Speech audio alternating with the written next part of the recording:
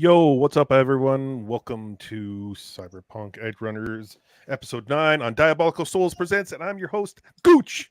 What's up, everyone? Welcome. And we got the crew here with me. But before we get to that, I just want to quickly say thanks to everyone that's in the chat already and everyone watching. If you guys could share out the link, the link to the show, that'd be great. Also, if you can hit that like button, that would be awesome. If you could leave a comment, that would be great. If you could subscribe, not just to me, but to these guys, that would be great. Actually, these guys, that would be awesome. That would be even better. These guys have a lot of great content as well, so go check them out. Yeah. And let's get them talking. What's going on, Chris? How are you, sir? I just got back from Furiosa, with my regal stuff right here. Hey guys, I'm definitely not shilling for Regal. Not bad, not bad. How was it? Like me and Gordon, we talked. Said it was okay. Definitely, wasn't great, but wasn't terrible. I think people should at least give it a chance, though, because I'm getting tired of Gooch. We talked about this. Goodwin, Sammy, and even Zach. It's 2024. I want to see a female-led movie. It's a girl boss and Woken. It's not. I mean, I'm not saying it's a great movie, but like she's not some girl boss Mary Sue. So calm down, guys. Okay. All right. Good. Bravo. Mr. Emperor Goodwin, how are you? Yes. How are you feeling? I'm here. I watched episode 9. Okay. It was the thing I saw. Yep, it was. And we're gonna get into it. Oh my god! It was an episode. It had animation. Did it? At least for the first step. I'm not even sure I'm going to make that argument very hard. It's an animated show. It has characters. There were pictures. Yes, there were pictures at least for the first half. And then somebody realized they were supposed to animate. Yeah. Yes. Well, I can't wait to get into that. Sammy, how are you, sir? I'm doing great. Yeah, definitely watched this episode. It wasn't my favorite. It's you guys are going in. Oh, it was one of the episodes. I'll give it that. It was definitely the episode after 8. Yes, yes. Yeah, if you guys don't like it, that like wow.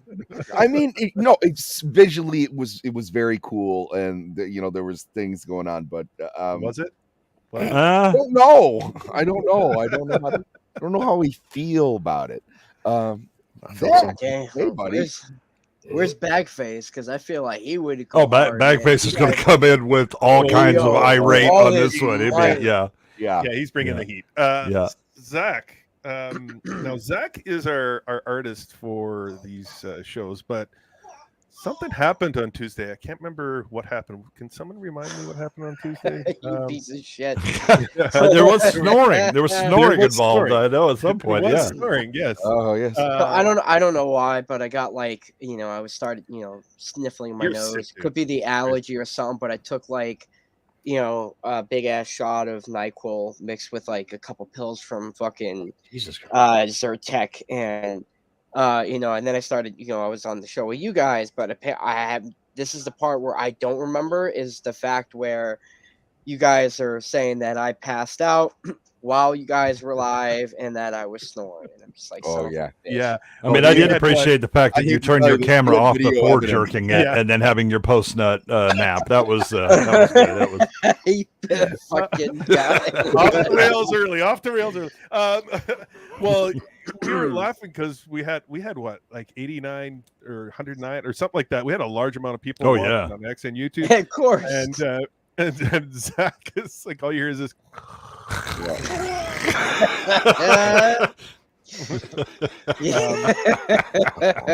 He's going to be drawing and inking a picture, and you'll see it at the end of the show. Hopefully tonight.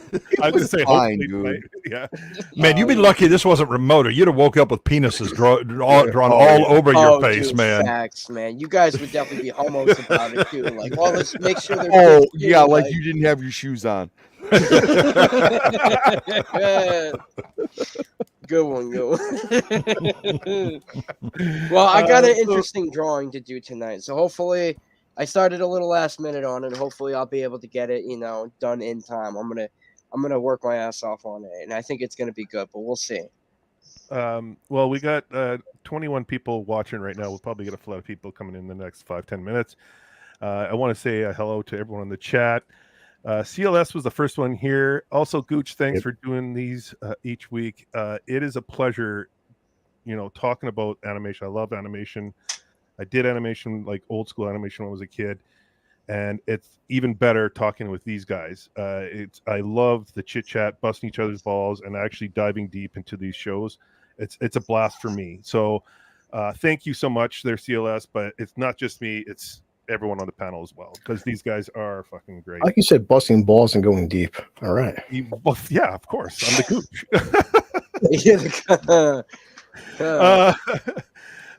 Chris, of course, putting who doesn't love some Gooch, all right?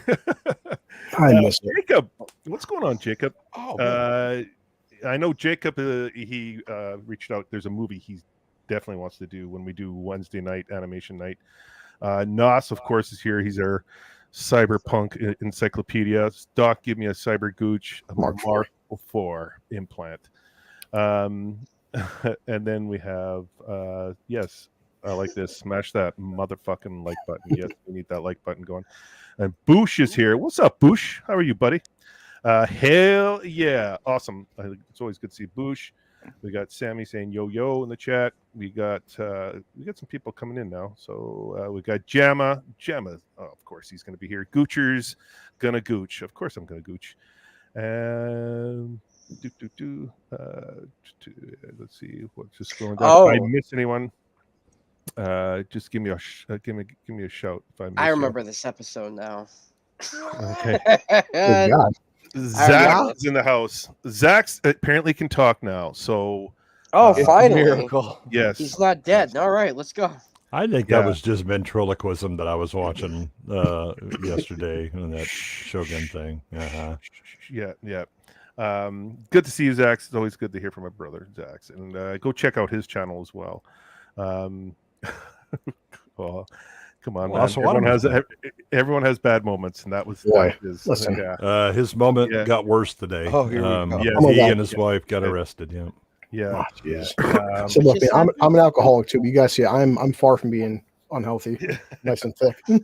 Also, Watami, thanks for joining us, brother. Hey, everyone. Always good to see you in the chat. We got the heat coming in. I'm coming. Be there soon. Oh, BAGFACE, he wants to get again. Keep the camera off until you're finished. Yeah, there's a stillness in the air. There's a scent of dank. Yeah. Nas has a question. Is this episode really that bad, though? I mean, give what's been established and how it's only 10 episodes. I wouldn't say it's. No, we'll get into it. We'll get into that. It's it depends on what you call it. Bad. We will have words. Yeah, there'll be a conversation about it. How about that? And I can actually bring it up. Let's go here. Boom. So this is episode 9, Humanity. It's called, and I'm gonna just set this up so we're all. Oh, I got Netflix on too. There we go. Cannoli, thanks for joining us, brother. Cannoli. Hey, Gooch lovers. It's me, Cannoli. And if chat, if we're getting echo. Zach. 1, 2, 3. Try that again. Am I getting an echo still? No. There we go. You're welcome. Zach. Yeah. And now he goes to sleep. Yeah.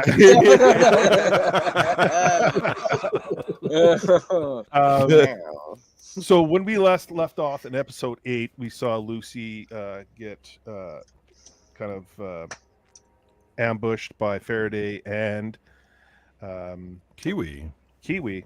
So that was kind of their, big twist.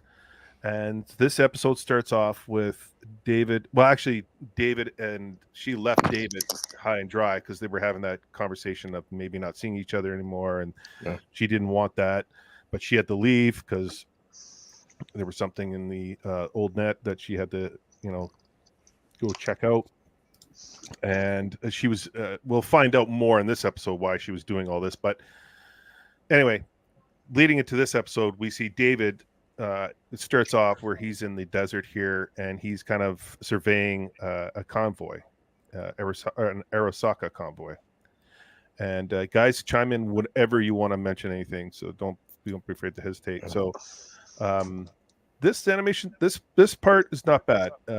They're talking about how they're going to make $2.5 million paid up front. It's going to be divvied up $500,000 per person. And they're doing a heist for Faraday, who gave him a job to do. And there's a conversation happening between Rebecca, Falco, and Kiwi in the vehicle, in the armored car, questioning if they have enough people for the job. And as they're having the conversation, they're David saying it's going to be easy peasy. It's going to be a smash, grab, and deliver. It's what we do. It's business as usual. He's being confident. The others are not so confident because they see all that's the size of the convoy. And it's actually, they talk about it's kind of like it's not a full convoy. It's kind of a smaller one because they didn't want too much heat coming at them, because when they travel, the other gangs will attack them, and so they wanted to kind of blend in a little bit. I got something to say for this one, actually, with the scene you're talking about.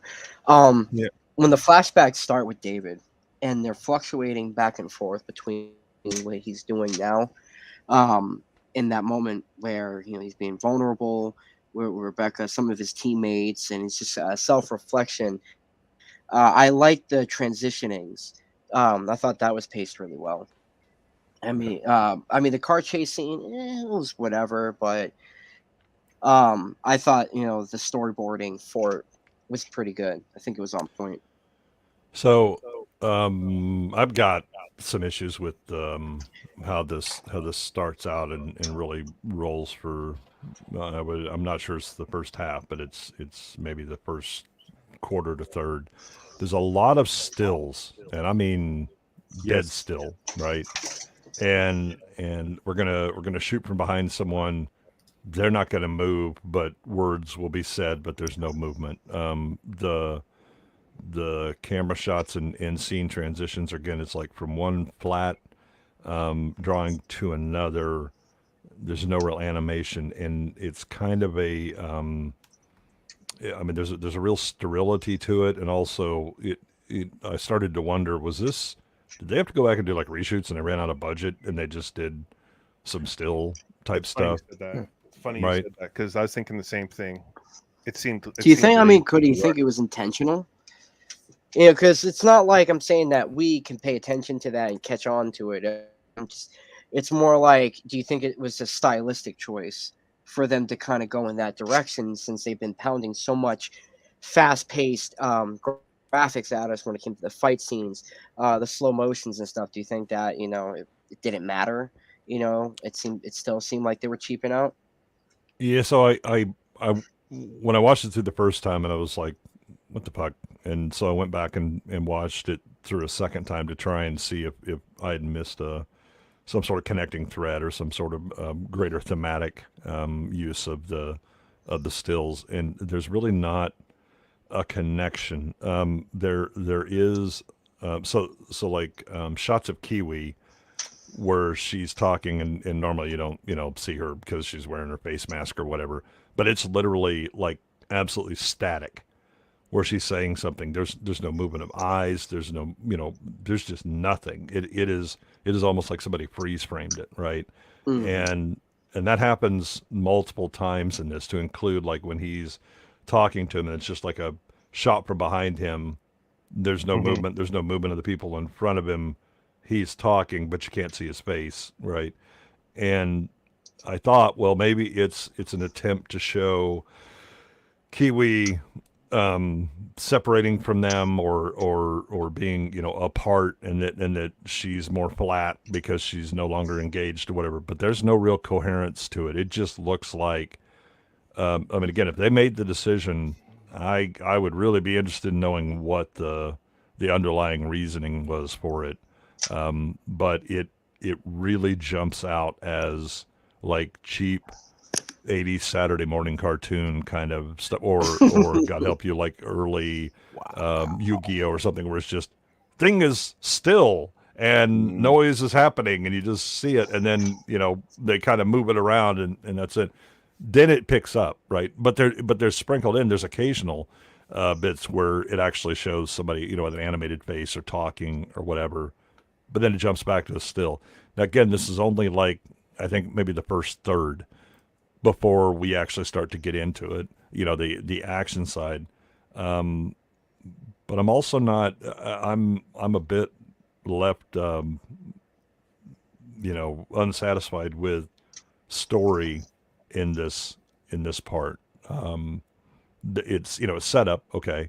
There's some flashback stuff that really doesn't make sense to me because we already know this as the audience, and it's not like it's diegetic. It's not like we're they're having conversations with each other telling them these things, right? It's just flashback for that. It almost feels like a filling time kind of thing, right? Well, it's like an old indie 70s film. Yeah, like these shots. We get a lot of information, and like you said, there's no movement. Like there's you're just kind of listening to the conversation. It's kind of a turn off in a little bit. Yeah. I agree with you. The only thing that keeps you going is it's the colors and the animation and the style that keeps you watching, right? And you've already gone this far. I don't know if I feel this episode feels like it was rushed. Mm-hmm. Or again, it's we went back and had to make changes and try to shove it in, right? With just static shots to do it, right? Is this a post animated edit or what? I'm just curious because sometimes I don't know the stuff that and what other people do. This whole scene right here takes place over 60 seconds. Like, is that like a big deal for you guys in a sense? Because like a 1 minute scene that moves on to other scenes. To me, it happens so fast. I really didn't notice it now. After Jay said, I'm seeing it now, but like it's only from like the 2 minute mark to the 3 minute mark, then right on to the next scene. Yeah. So again, it's still. Here's a little animation. Go back to still. Right. It's like they're trying to give action so that you have the sense of the animation happening, but it's not. And again, though, you get to a certain point, and all of a sudden, oh, the animators woke back up, and things start happening again, right? And you stop having those absolutely still frame scenes. Even this, like this looks like a flip book. Yeah, even this is like Lucy in the old net, and she's and it's Faraday and Kiwi having a conversation, and they're talking about, as we're moving forward here, they're talking about Lucy's actions, like erasing David's files and sacrificing Maine and Dorio, and mentions the attempts to they talk about her attempts to protect David from Arasaka's designs, and turning him into a lab rat or a lab. They recognize that's why they try to bring him back to the school, because they recognize that he's got this tolerance that they're very interested in. Yeah, they constantly want to see. They want to push the Sanvesta. Oh my God, Sandevistan. Thank you. Oh, I cannot freaking say that word. Sandevistan. Like there's some. The animation changes a little bit here too. Like this looks like something out of out of a heavy metal, like a newer heavy metal movie. Did she always have the crow face paint too? Yeah, or again, did we suddenly start using watercolors for some reason? It's like what's going on? I mean, don't get me wrong. I like how that looks, but yeah, it's a different change. It's different. It's not. It's almost like I don't know. They had like a different team doing this episode. I was curious from a narrative standpoint. So this whole team doesn't realize she's been kidnapped. I noticed that. They seem like they're not aware of it yet. Right. Well, no. One of them most assuredly knows it because she was in on it. Yeah. Yeah. Yeah. Well, so she's already separated from the rest of the team, but it was basically just her and David, and then her and David have the discussion in episode 8 where they're talking about some stuff, and then all of a sudden she's like, I got to go because she is going to go try and bag the runner that's playing in the old net. And she thinks, oh, I can get him and take him out. But it's a setup and she gets kidnapped. Nobody knows that. And because she has a tendency to go radio silent, even with David, he's a bit worried, but there's not she's been kidnapped. Only Kiwi knows it right now. Mm-hmm. Okay. And then this part right here, they start talking about how Lucy was groomed by Arasaka, and Arasaka, she was an Arasaka operative. She talks about Lucy mined data in the old net, and then Faraday just starts talking about this is great, like this is something that we can really use, and look who decided to join us. Bag, what's going on? there Oh, he's gonna go in. There he is, Yeah. my buddy. Oh, Good to see shit. y'all. Quit that. Fasten your seatbelts, What the- everyone. Quit that. What's going on? What's going on, brother? How are you? Just chilling, man. Just chilling like a villain? Moved into a new place. Oh, So let me And know you if my didn't air invite me. conditioner annoys you. I don't know if you can hear it. Your No. mic could go up a little. Up. Yeah, your gain Yeah, your needs to mic. go up a bit. Oh man, I put it on like auto. Yeah, never trust the computers. No. Hey, It knows. How's that? Maybe Yeah, a it's little even more. better. Little more. A little more? How's that? There you go. There you Hey. go. Ah, There he is. those are the beautiful dulcet tones of BAGFACE. I'm yes. I'm tethering off my iPhone right now, so if I disappear, blame Apple. All right. Uh, No problem. And if he goes Um, still frame, we'll just think he's trying to get in sync Yeah. with the animation style. Yeah, for part I of was this. gonna say it's, we'll just think he's part of the episode. What, yeah, this- yep. It's trying to get a modeling gig. So yeah, Faraday talks about how he's going to use her to get promoted to the higher in the higher corp, and he talks about how he has immunity from the Tanaka incident in these scenes with Kiwi, and she's just kind of like, oh well, isn't that nice that you have like immunity and I don't? And he's just like, don't worry, you're going to be coming with me. And he's just basically just talking about how the world of Night City works, and you can't trust anyone. And Kiwi says that in the scene here as well. If you guys have any comments for this scene, I think it's pretty self-explanatory. Yeah.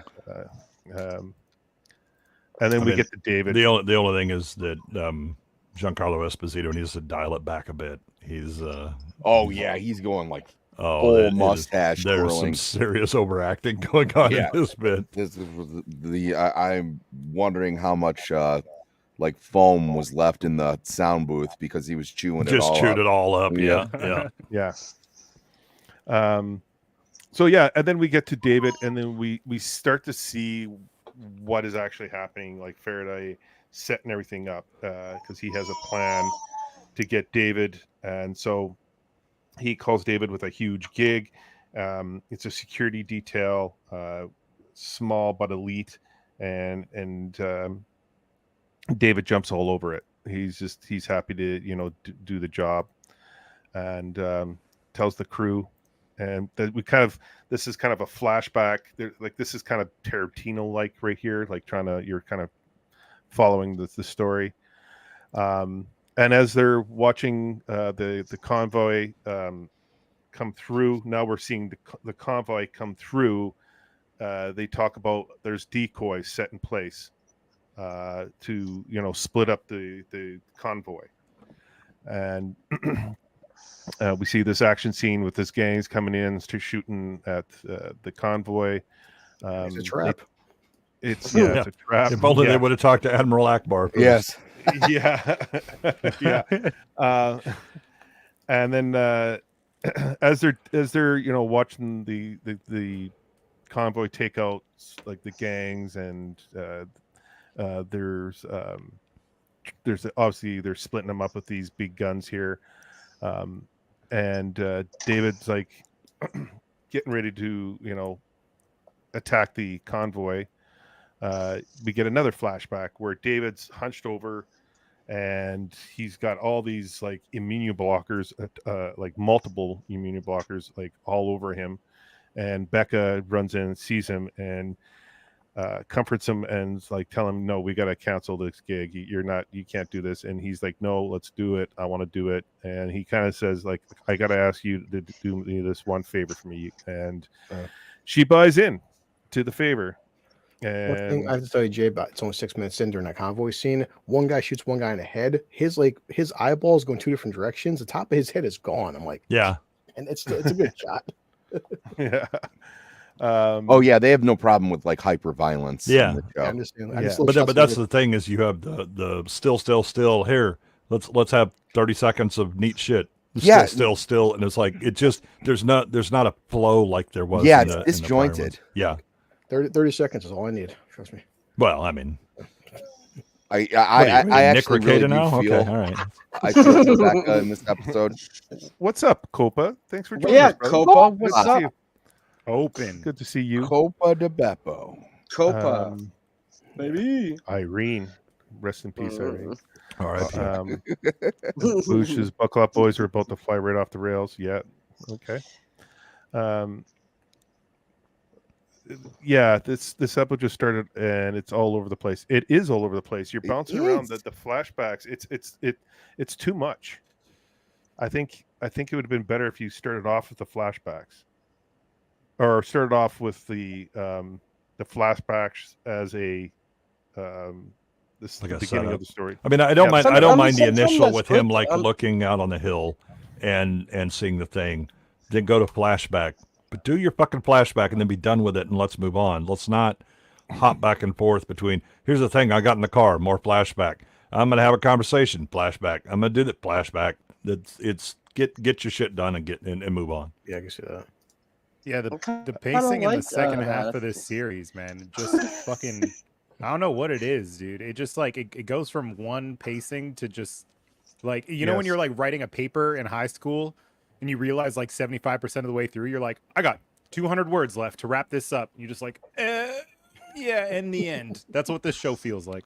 This episode actually feels like, oh shit, I'm supposed to have 2 pages and I've only got 1 3/4. I gotta fill some shit. I gotta drag this out. I need some more adjectives and adverbs to pad this bad boy. Which is weird because I feel like episode 10 feels rushed, in my opinion. It's like you Yes. could've No, spread I this agree. out. Yeah. It's The really last odd, 2 man. episodes, it feels like Game of Thrones season 8. It's just everything's just like Yeah. it's everything's like being rushed out there. Like the animation style kind of changes in certain spots. The storyline's kind of bouncing all over the place. They're just trying to jam as much in because there's a lot of information in this one episode.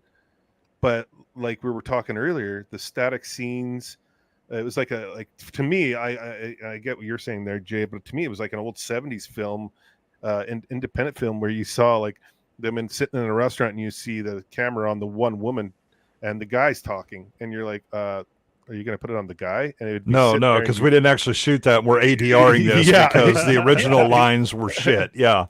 So I said, Yeah, this for looks like real. somebody went back and edited it and they're trying to reuse shots or use stills to make it work. It makes me wonder if maybe something happened with this show where they were going to have a 2-season run and like partway through production, Netflix was like, how's 1 season? And they were like, oh, shit. Oh, 'Cause well, it that's a feels like choice. 2 Yeah. yeah. seasons. Yeah, because we have, I mean, we've had this progression that at least up to this point, it starts very much focused on one person, and then you kind of expand a small team, and then it's like the lens keeps pulling back to show more and more of the world, right? And 8 does a really good job of kind of showing where they are on the food chain. That the fixers for Arasaka are so high that they think Tanaka is just a rounding error, right? Like a low level manager, whereas to them they think it's great, and that they treat Faraday just like a dog, right? And they literally call him that. This one you're thinking, okay, they're going to try and pull out more, but they kind of don't, but do, right? There's this, it focuses too much on the Faraday bit with Kiwi we already kind of know this. What are we doing other than him, officially announcing that he's going to try and move up the corpo ladder, right? That he's trying to move from freelance fixer into the actual corporation. Okay. And then discussions about Arasaka and Militech having this kind of indirect, but as close as they're going to get to direct confrontation. Okay. But then there's just incoherence, kind of stitching it all together. And oh my God, does the last 5 minutes have some problems too? I'm such a loser. I always forget I can type, see you later, Jana. Like, good night, Jana. Thanks for joining us. Good night, Jana. I'm just sitting here, I'm like thinking, like, I gotta do this, and I'm like, oh, you're an idiot. You could type something, and say goodbye. Yeah, I agree with you. Good one. There's a lot like this one. Anyone else want to chime in? We got 39 people watching on YouTube, Damn. and X, and Twitch. Because Twitch is on as well. So anything you guys want to say before we just start getting to like I guess the chunk of the season or episode 9? I feel bad for Rebecca here. David uses her. He plays on her. He plays on her emotions, and they have her emotional for different reasons, Zach.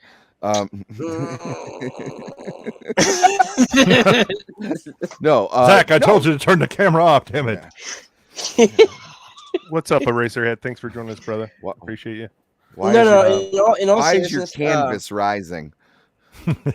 In all seriousness, no, kind of fuck David for that, because to some extent, I'm like, dude, she's way younger than him, and he's asking her for a severe favor. When we come to find out what it is, I'm like, come on, dude. I don't know if she's you way can't younger expect than her him. to do. Yeah. Actually, I think technically she may be older than him. Yeah. But, wait, no way. Really? Yeah, but she just looks younger because of her size. No, but she's the only one who's really being a friend to him. She knows that this is a suicide mission, and he's playing off of her emotions for him and basically getting her to sign her own death warrant, and she knows damn well she's doing it too because she loves him. And she says stuff throughout the episode, and he's using her he thinks he's gonna get Lucy back. I mean, everybody here, this is a no-win situation. And the only thing that he could do would be to avoid this, but instead, because he thinks he has this obligation to be, like the bad edge runner, he's willing to let Hubris basically sign his own death warrant. So it's unfortunate, and now he's dragging the people who care about him the most with him, and it's all for clout.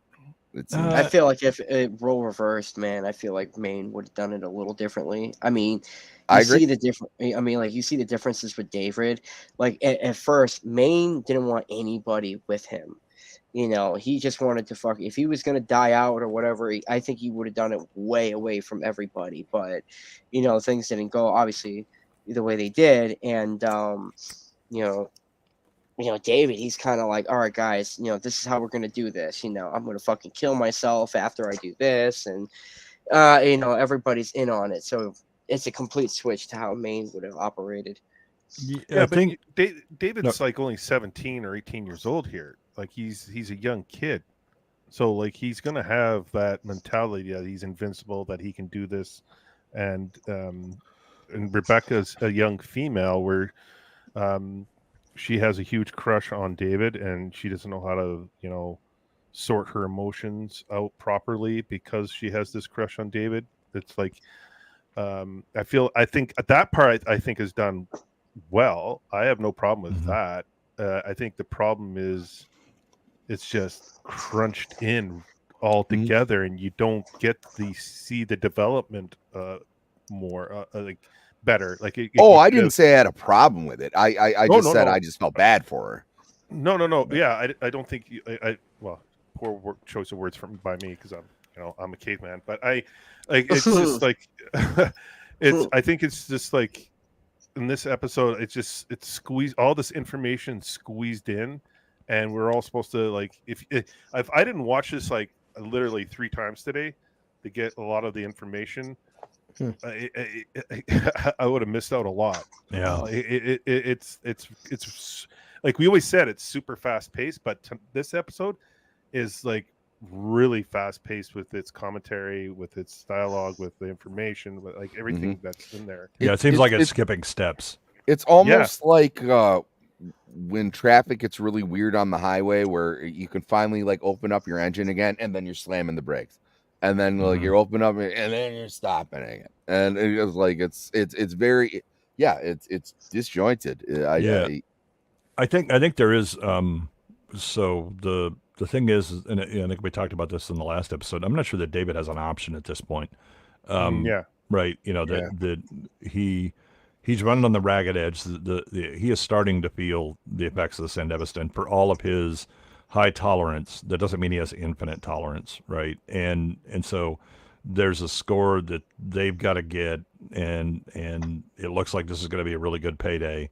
This might be an out for them, right? And so here we go. But the she's concerned because she sees him endangering himself, right? He's already, he's taking all of the immunosuppressants, right? And she says, you need to, back the fuck off. We need to stop this. And he's like, no, I can handle it. I just need you to, to work with me on this. And just then need another hit, man. Just need another hit. Yeah. And then on here where she's like, man, you need to back off. And she's like, the puppy dog eyes. Damn it, that that's my weakness or whatever. So she's aware that he's playing her, but her concern for him, kind of gets subverted because he's like, no, come on, just this one word, okay. But then she in this one very specifically says, and don't even think about using the Sandy, right? Because she knows how bad physically he is. And he, of course, then immediately ignores the fuck out of what she has to say and, uses it multiple times, and you start to see the effects on him. Yeah. A lot of people die. Gooch, to answer that question, who would get with Rebecca? That guy drawing at the end. Yeah. Has quite the chubby for her. So that's who. Hands down. Yeah. I definitely go for Rebecca, hands down. No, because like I think she actually, if there was in this sad, depressed fucking world, I feel like Rebecca would actually be the most fun person to be around with and get some form of sick, twisted enjoyment of trying to survive in that fucking city, dude. No, if I was gonna do something, I'd go crazy all the way. So we were certainly busting Zach's balls when he was first announcing his love for, and the fact that Sammy then ordered a life-size commission was impressive. Shut up, man! But the thing that I think is becoming pretty obvious, especially as this goes on, is Rebecca is probably the most honest of them. Yes. Right. And emotionally as well as verbally or there's no real guile in what she's doing, right? And that as long as she's with her crew and all that, she just throws in 100%. Everybody else kind of has ulterior motives, so there's a certain purity to Rebecca, for as crazy as she is, right? That she's either 100% in or 100% out. And when she believes that these are the bad guys, she has a glee at blowing them apart, right? But she also has these deep connections with the people that she works with. So I can understand Zach's attraction that way. There are other aspects of his attraction that are problematic in many ways and will get us on lists, but those pigtails, man. Give me I thought that it was shit. the thick thighs. And We all know. No offense to anyone, y'all are bros. But if it was anyone, it would be me. Just saying. Gooch, you don't got enough tattoos, okay? I don't know. Wow. I don't know. Well, probably not. Not with you. Probably not. Not with you. That's fair. That's fair. It's more where you have I'm them, just Gooch. That's disappointed. I genuinely, I'm disappointed that they did not use her enough in the show. I thought she was well put together as a character, even for a supporting character. That I think they would have done more justice if they just showed her a little bit more than what they did. Especially after her brother dies, I was really hoping Yeah. they'd like have her deal with that in some way, like give her a little side story in an episode. But they only can do so much in 10, I guess. Yeah, and she does bring it up, right? You know, where she's like, I don't want you to end up, you know, shot because some guy's pissing off a fucking cargo container. There's another nice headshot here too. One guy says, "Damn, his head blow." It's like you see his head's gone. It's like teeth missing and shit. I'm like, wow, it's pretty cool. Oh yeah. There's some very impressive ventilations of heads. Yes, I mean, I do appreciate the detail of how detailed like missing heads are. Like, wow, guys. Well, and then again, like what Gooch and I were talking about, that's why this one feels a little odd, because they've been very strategic in their use of the pacing and depth of animation, right? That here's the thing happening, they're driving, so what's behind just needs to be blurry and you don't need the detail, right? But when they go into like ultraviolence mode, the detail really cranks up, right? And it really magnifies the impact of that particular scene. This episode seems to be missing that deft hand of understanding the pacing and strategic deployment of the detail of animation. Yeah, it just, I don't know. This episode just it loses me and the audience. Like I feel like I don't know. Actually, the last two episodes, to be honest, because we'll get into it at the end. But anyway, what we're seeing here is like the crew's taking on the convoy, and David's yelling out to plant the charge on the cargo truck. It lands on the cargo truck and it explodes. And what they find out, nothing happens to the shell of the truck. Like it's fine. Like there's like nothing happens. Yeah, they're not even gonna have to buff the paint. It's fine. Yeah. And so then David's just like, yeah, I'm gonna go ahead and use the Sandevistan again and get onto the truck. And he finds out there's no one driving the truck, and it's on autopilot. And then it's goes a trap. Yeah, it's a trap. The one person that keeps saying something is Falco throughout this whole episode. Like, this is odd. This is really odd. Like, he's really leery of this. Like, why would there be no driver for this truck? And Kiwi's trying to sell it. Faraday's talking to Douglas and Kate here about the ambush and how it's working perfectly. And he says that keep monitoring the ambush. Militech is going to be knows about the convoy. They're going to be coming very soon. They just want to see the field test, meaning David. So there's a plan for David, and we're what I'm thinking. Like when you're first time you're watching, you're thinking like they just want to see how David uses the Sandevistan, but we find out later there's something that they want to see happen. And then we get back to the David and the crew taking on the convoy, and they have to hurry up and get to the truck fast because it's coming up to a canyon and they're going to go off the edge. And so David tells them to shoot a harpoon out, and David uses the Sandevistan and grabs the harpoon and wraps it around a rock ahead of the truck and the armored car, and kind of does like a clothesline effect, and both vehicles flip over. Yeah, it tells them to jam on the brakes so that it'll take up the tension because he's just locking down. Yeah. So you do see his nose is bleeding because we all know, but like you see the physical toll it's taking on him. He's wiping out guys, but now he's freaking blood's gushing from his nose, man. Like it's hurting him. Mm-hmm. Yeah, and again, that's what Rebecca knew, that using that Sandevistan he's getting it, it's definitely damaging his health now. Yeah. And she's trying. That's why she's like, don't use it, and he ends up using it like 3 times. Yeah.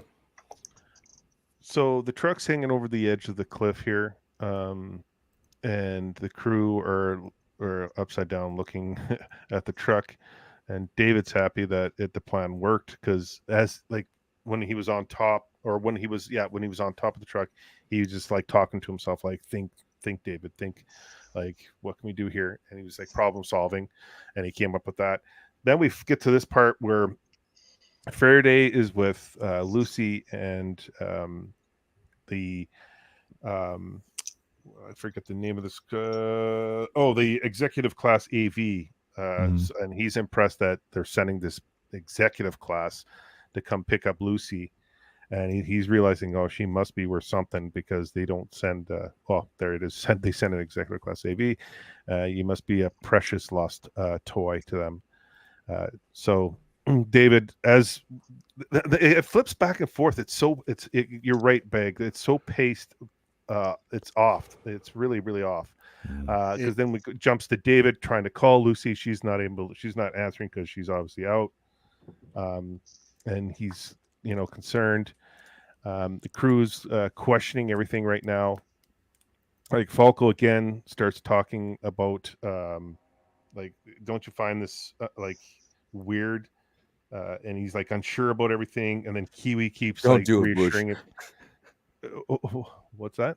No. Don't. No, yeah. Sorry, there was something in the chat. Don't do Nas's search. No, don't do that. I just noticed real quick, to you, Jay, like, when he grabs a harpoon, do you guys notice, or but the whole they show him 100 different versions of him behind him, just the shadow effects, it's kind of cool.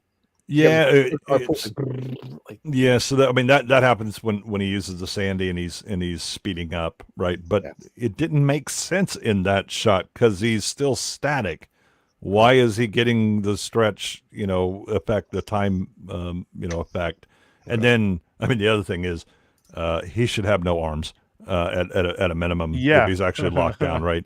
If he would have, I would have given it to him if he would have managed to wrap it around that rock a couple of times so you get the capstan effect, and the cable itself just locks onto the rock. But he's essentially the anchor, and he manages to, dump 2 trucks over themselves. And now this should be some Ghost in the Shell shit where he then stands up and he just has bloody stumps, right? Because his arms came off.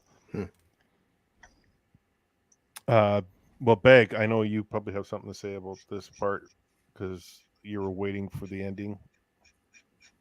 No, I ain't got shit to say, man. It's one of those shows, this one of those episodes, I guess, where at the end I'm questioning if I was too high while I was watching it, because it feels like a fucking blur of so much but nothing at the same time. And then by the end I'm like, this is a mech show now? What? Yeah. All right. Yeah.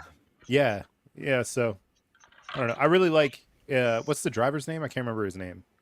Falco. Falco. Yeah, I'm kind of bummed he wasn't more in the series, because he's a dope character with a really cool design. Yeah. I do like that line where she says something to him about his mustache, and he's like, well, you probably just couldn't handle it if I shaved it off, Yeah. He's got such good one-liners and wit. Yeah, it's dope. His arm, that's badass. Yeah, he's a great character, and they don't play on him very much throughout the series. He's just your getaway driver. Kiwi is she's in the background a lot of the time, and then she comes to the forefront at the end, which fine. But she's you could have made her a little more interesting. I think Kiwi fits because she's very much the net runner kind of a mentality, that everything is, the real world isn't really all of that.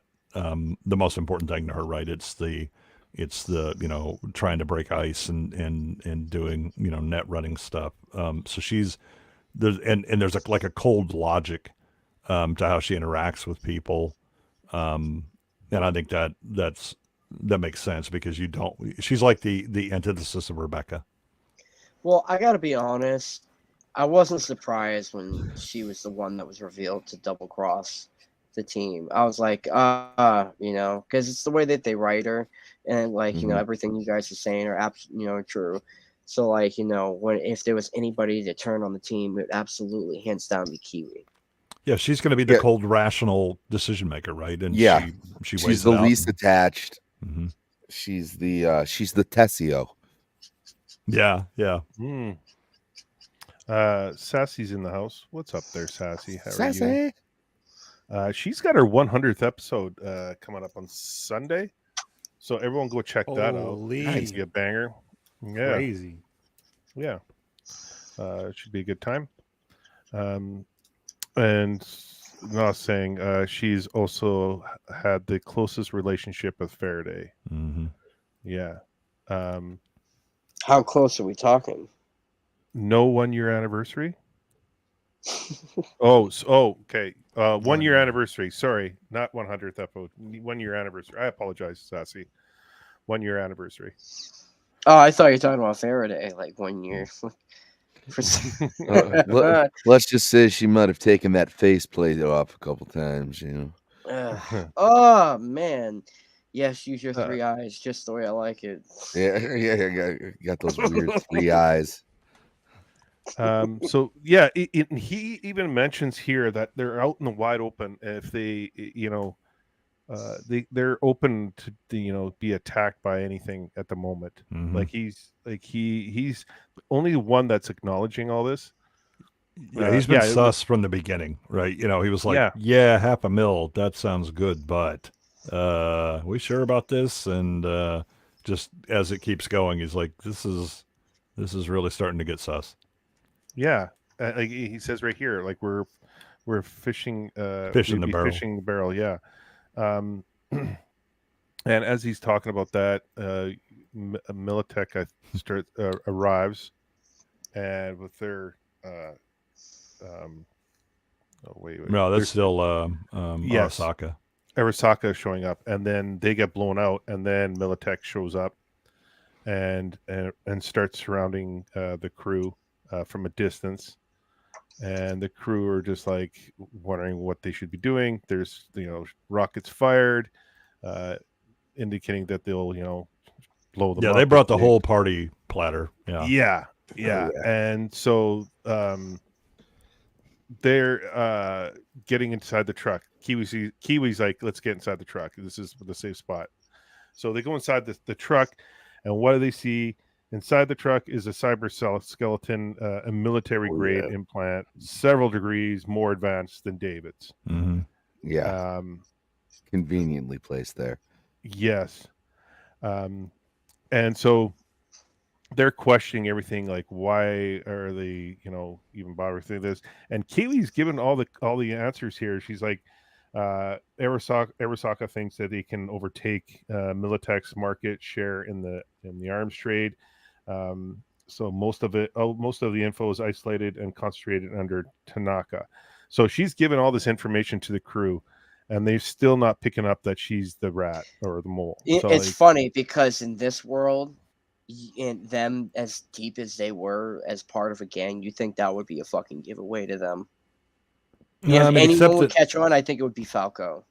Yeah, except that again, she's the net runner. She's the one that just broke the ice to be able to get into this thing, and then is like reading the computer networks or whatever. So she would be their main source of information. As far as like what the fuck this thing is, what do they have in their computers and all of that, right? It's just she is the one that's giving, and boy is it coming out very fluidly and almost rehearsed. Yeah. Well, and then she, talks about how Faraday. She mentions that's how Faraday got his Militech contract to begin with, and promised to snatch the prototype and setting Arasaka back years. And I think the only person that's like questioning everything is Falco. Mm-hmm. Like he's just like kind of looking at her like, why would you know all this information? Right. And then we get to Faraday, and Faraday is using Lucy, to call David, and he plugs her in. Oh yeah. And tells David, why is she hanging from those two very gay-looking robots? The Gimp brothers. Yeah, they had her in the ice pool hanging from her, and they yeah.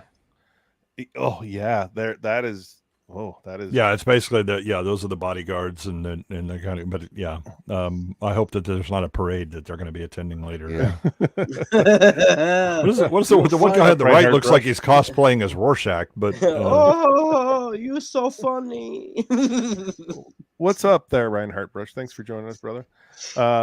Yeah, like that's a weird take there.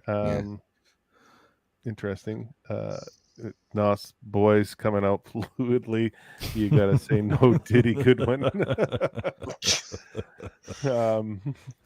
So Faraday's laughing. He's got everything set in place. Everything's going 100% for him right now with his ambush. Plugs Lucy in, calls David, tells David that you got to put this exoskeleton on. You got to do it to save yourself and save everyone. Come get me. And David's like, now he's questioning, like, Lucy would never say that. Mm-hmm. Like, and so now he realizes someone has Lucy, and the Militech is starting to move, and they're rushing in. So now he's deciding, okay, I'm gonna have to use it, and he, like he says it right here, do it now or everyone dies, or not. He doesn't say that. Actually, he actually says it after he gets off the phone call. He says, I got to do it to save all of us. Come back one, Gooch. Okay. That one? You, man. It's a great shot. Oh yeah, that one. Yeah, and they hang on that one a bit, and I was like, okay, all right, that's a choice. Yeah. And Zach's I can tell that Zach took over the editing of this particular episode. Zach's like, I'm up. Yep. Oh, I'm awake. Well, I love this episode. Come on. Zach is going to be like, is this camera still on? Yeah. Fuck you guys. No, I'm gonna be honest. Like, boy, Sammy, it broke my heart to see like what happens in the next episode. I'm like, there's no reason to do that to her. No reason. Broke my heart. I love that again. Rebecca is suddenly become like the voice of reason. Yes. Here, right? And again, it's because she's concerned. She's, look, the Sandebistan is kicking your ass right now, and you don't have any idea how this mysterious magical bullshit works. Yeah. Right? What the hell?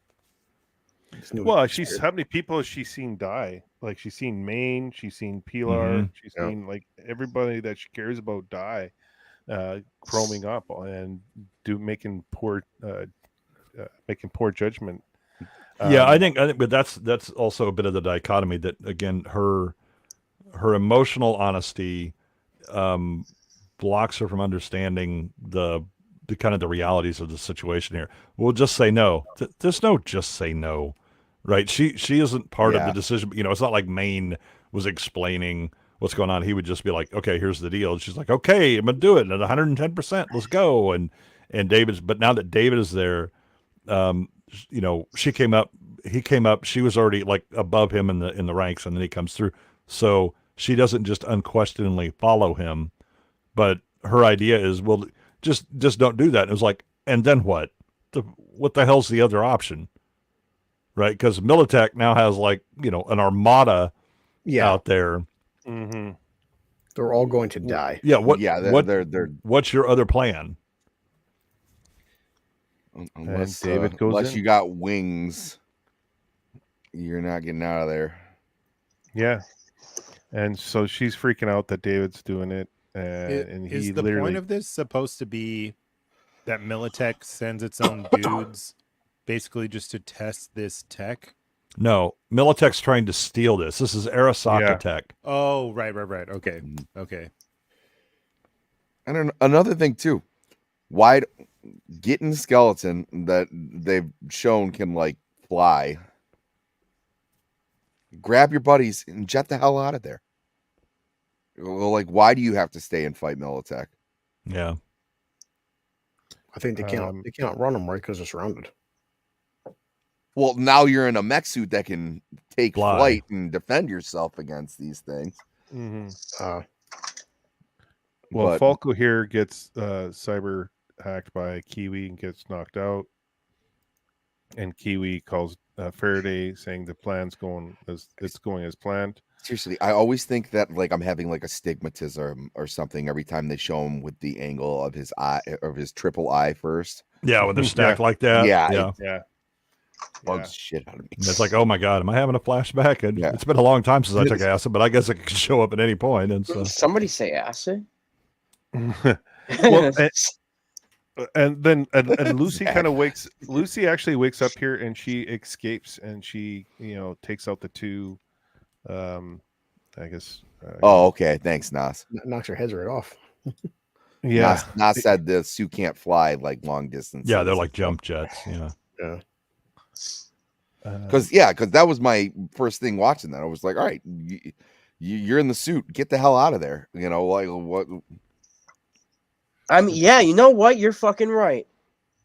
You're right, because if his whole thing is speed, he could have easily grabbed all of them and got the fuck out of there. Or You're at least absolutely jump to right. safe distance, and then now you got this full mech suit coming to Faraday. Stick it to him. Yeah.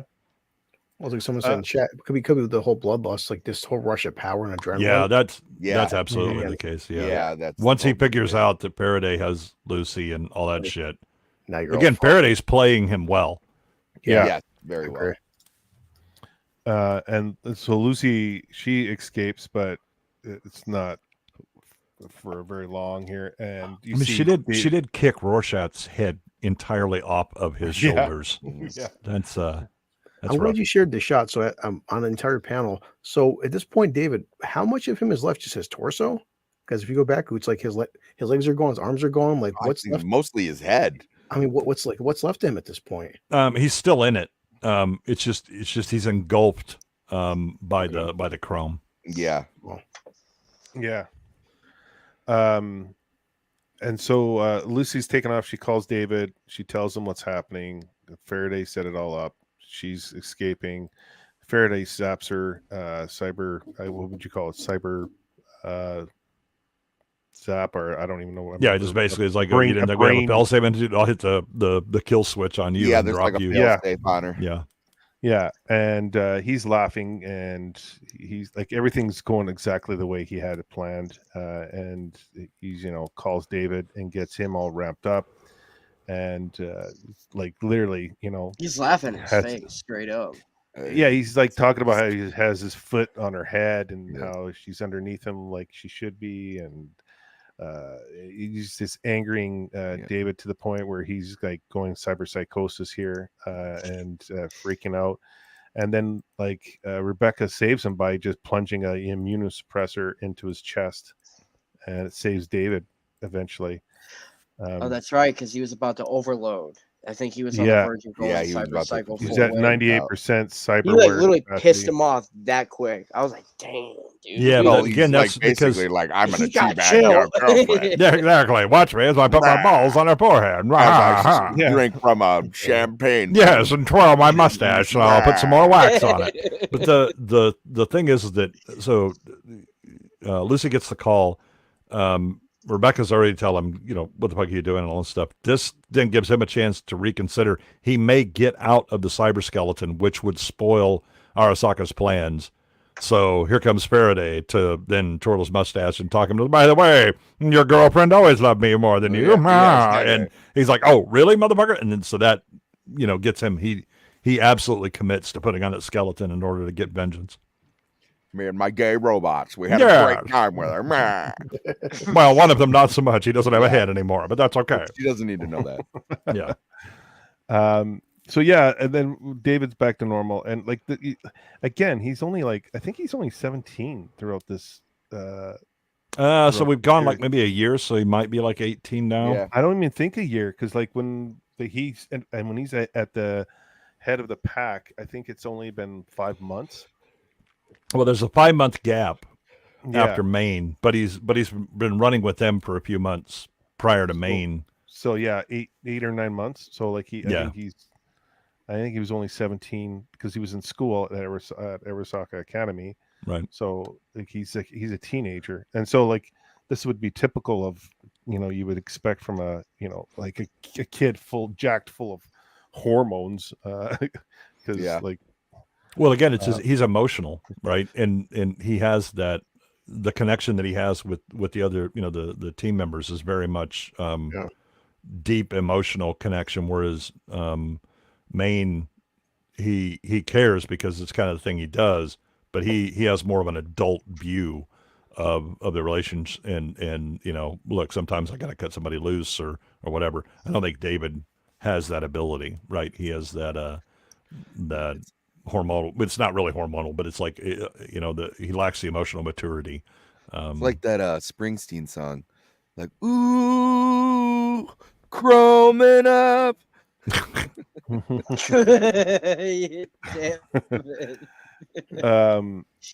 Gooch says, anyone notice Rebecca's animation looking more adult in this episode? Yeah. No, I think think she is. I don't. For sure. I think she looks more like Harley Quinn in this episode. Well, I was getting Harley Quinn vibes from her early on. I think that aspect's always been there, but even they're drawing her face, and maybe it's because she's got a more serious look on her face. She's always kind of had like this psychotic, carefree thing. Oh, she's more invested in this situation because like she thinks the guy that she loves is gonna die.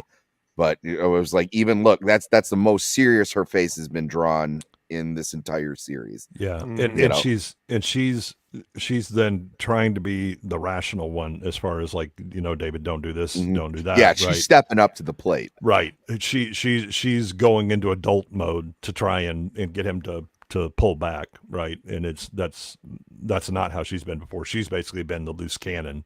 Yeah. Now he's starting, and she's like, "What the fuck are you doing?" No. They literally introduced her with him knocking on the door, her opening it, and sticking a gun right in his face. I mean, in juxtaposition, this is the most mature she's been. Yeah, and then yelling at her brother. Yeah. The other piece we never talked about was her eyes. So she has the girl with kaleidoscope eyes. Yeah, is she chromed out with the eyes? Like yeah, she's got like a pink. Because Kiwi's got like decked out eyes too. Yeah, hers are almost look like she's jaundicing. But hers is like the inverse of that. She's got sometimes they look pink, here they look red, and then bright yellow irises. Yeah, it's almost like she went with a mood ring for eyes. Yeah. And then we see Falco getting tossed over, and Rebecca catches Falco with her big hands and lets him know that it was a trap and that Kiwi set it all up. The old hag's mixed up in this too. And we see Kiwi leaving because she has a free pass to leave because Faraday said she's free to go. Yep. And then we see David start to take over, and he's in the new suit, and right there is David. Yeah, he's got his legs. It's like from his pelvic floor up to his head is intact, like the torso part, and then his arms and his legs are attached to this big, modified. Yeah, the cyber skeleton. Yeah, he's basically it's Robotech now. Great. Mech warrior. His arms and legs are gone. Like there's tubes going into his sockets, but like all he has is a torso at this point. Yeah, I don't know if his legs are gone because there's his. But we definitely see the arms. The legs are gone as well. Those were heavily modified anyway. Ass, dude. I hate. Thank God somebody said that. I thought that was I didn't like it either. later. Yeah. Because I was going to say, for a payout that they had for him to take at the end, they could have done a lot better. I was expecting it to be so much crazier. Yeah. Maybe, honestly, it would be cool if the Power Rangers came in. The other thing is, why is Kiwi continuing to explain this when she's fucking bailed? Yeah. Right. And I was like, wait, didn't Kiwi just zot Falco and drop him into the truck, and then somehow she's still talking, explaining? It was like, what the hell's happening with this? Maybe she feels some sort of guilt or dedication to him. I mean, You might not know. Faraday might have the goods on her too. Well, either that or it's like they're recalling things that she was explaining when she was still in there, like, you know, because she does the initial explanation about it, whatever. But it's just like there's a lack of clarity, and again, it keeps flashing back to her face. It's like, what the hell's going on here? Beg, what were you saying? Hello? No, sorry, I was muted. My mouse died, so I'm using hotkeys, and I'm old. Hotkeys are hard. No, this suit just like, I don't know. It just let it out, bro. It's just weird to me that this show feel. turned into a Gundam show.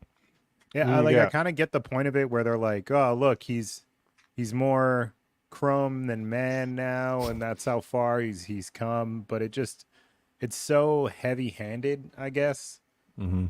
That it just kind of, I don't know, it just takes all like nuance out of the lessons of this show, but like turns it into something like cool and heroic, which is weird because like this show's supposed to be kind of like a dark look, I guess, at like usage of drugs or like, you know, kind of being addicted to things in general, I guess, and like the downsides of it. But then it makes it like a weirdly heroic and necessary evil, which is like, what is the message I'm supposed to get? I get a little lost.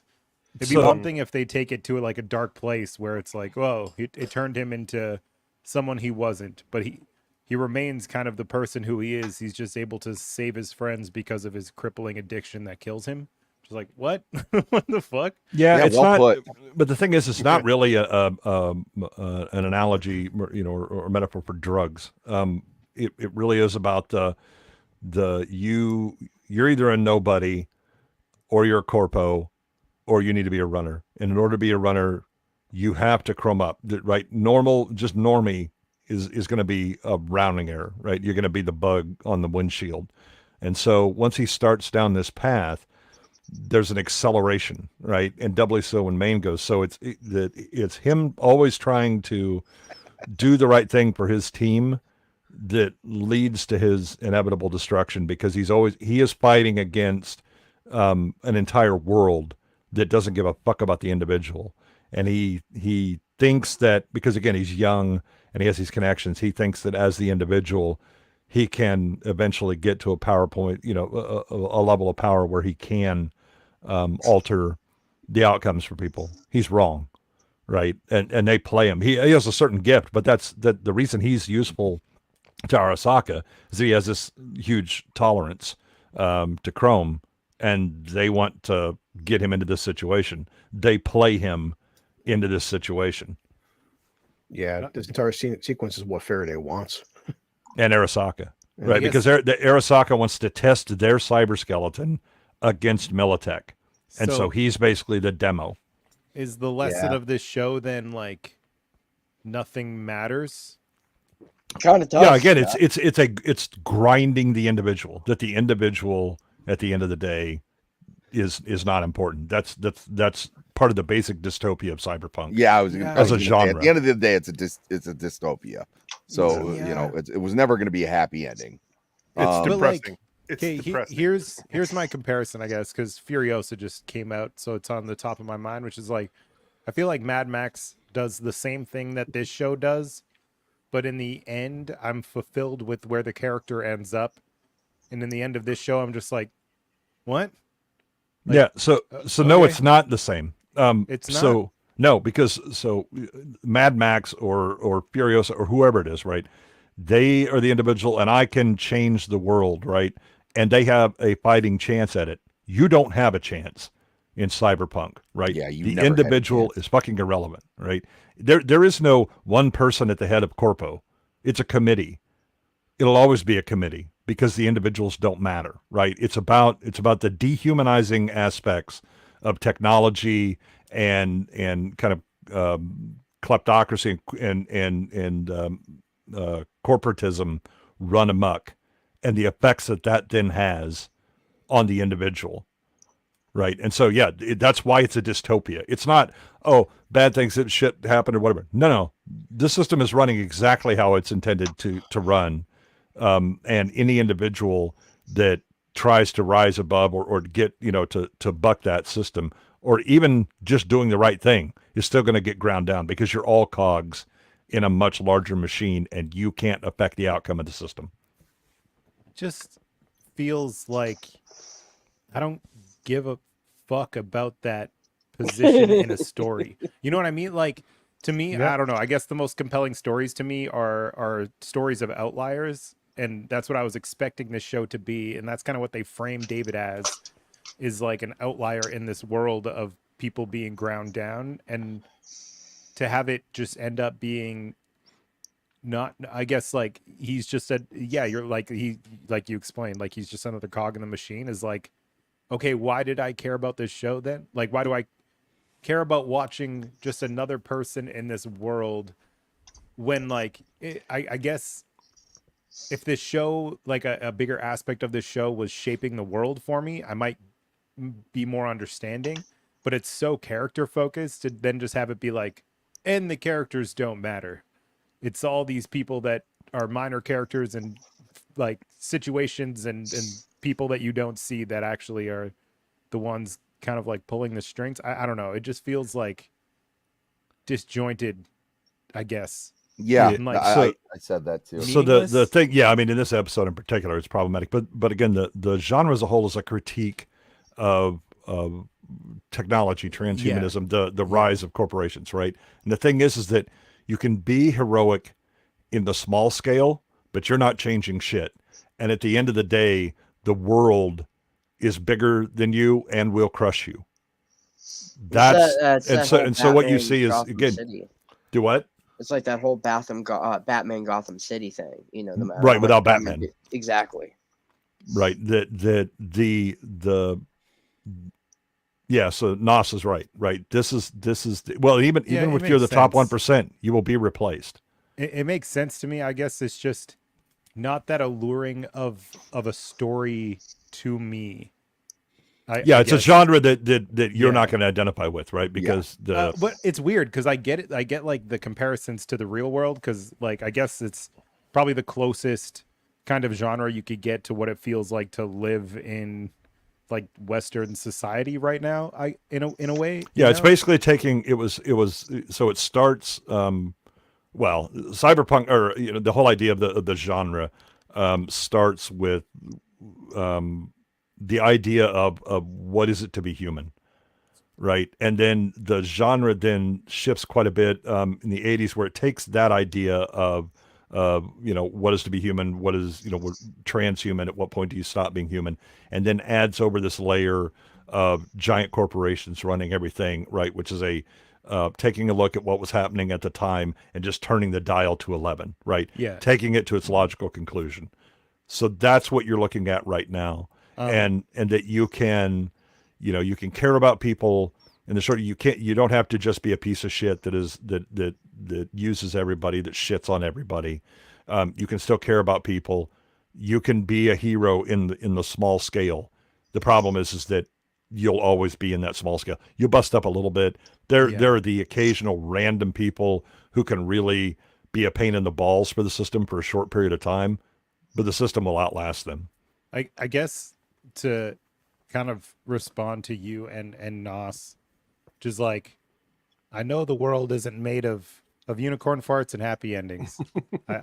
I've been raw fucked enough in my life to know that, but also, like, to me, it's the comparison of like watching 10 episodes about a car salesman in like New Jersey, and by the end of this series, he's a car salesman in New Jersey. You're like, I guess that's how the world is, like, it's just like, cool. I mean, I think a similar thing would be if you were watching a World War I movie, and they go into the trenches, kind of thing. Right, they go into the trenches in 1914. Goddamn well they're not making it to 1918. Yeah. And when they die, they will be replaced.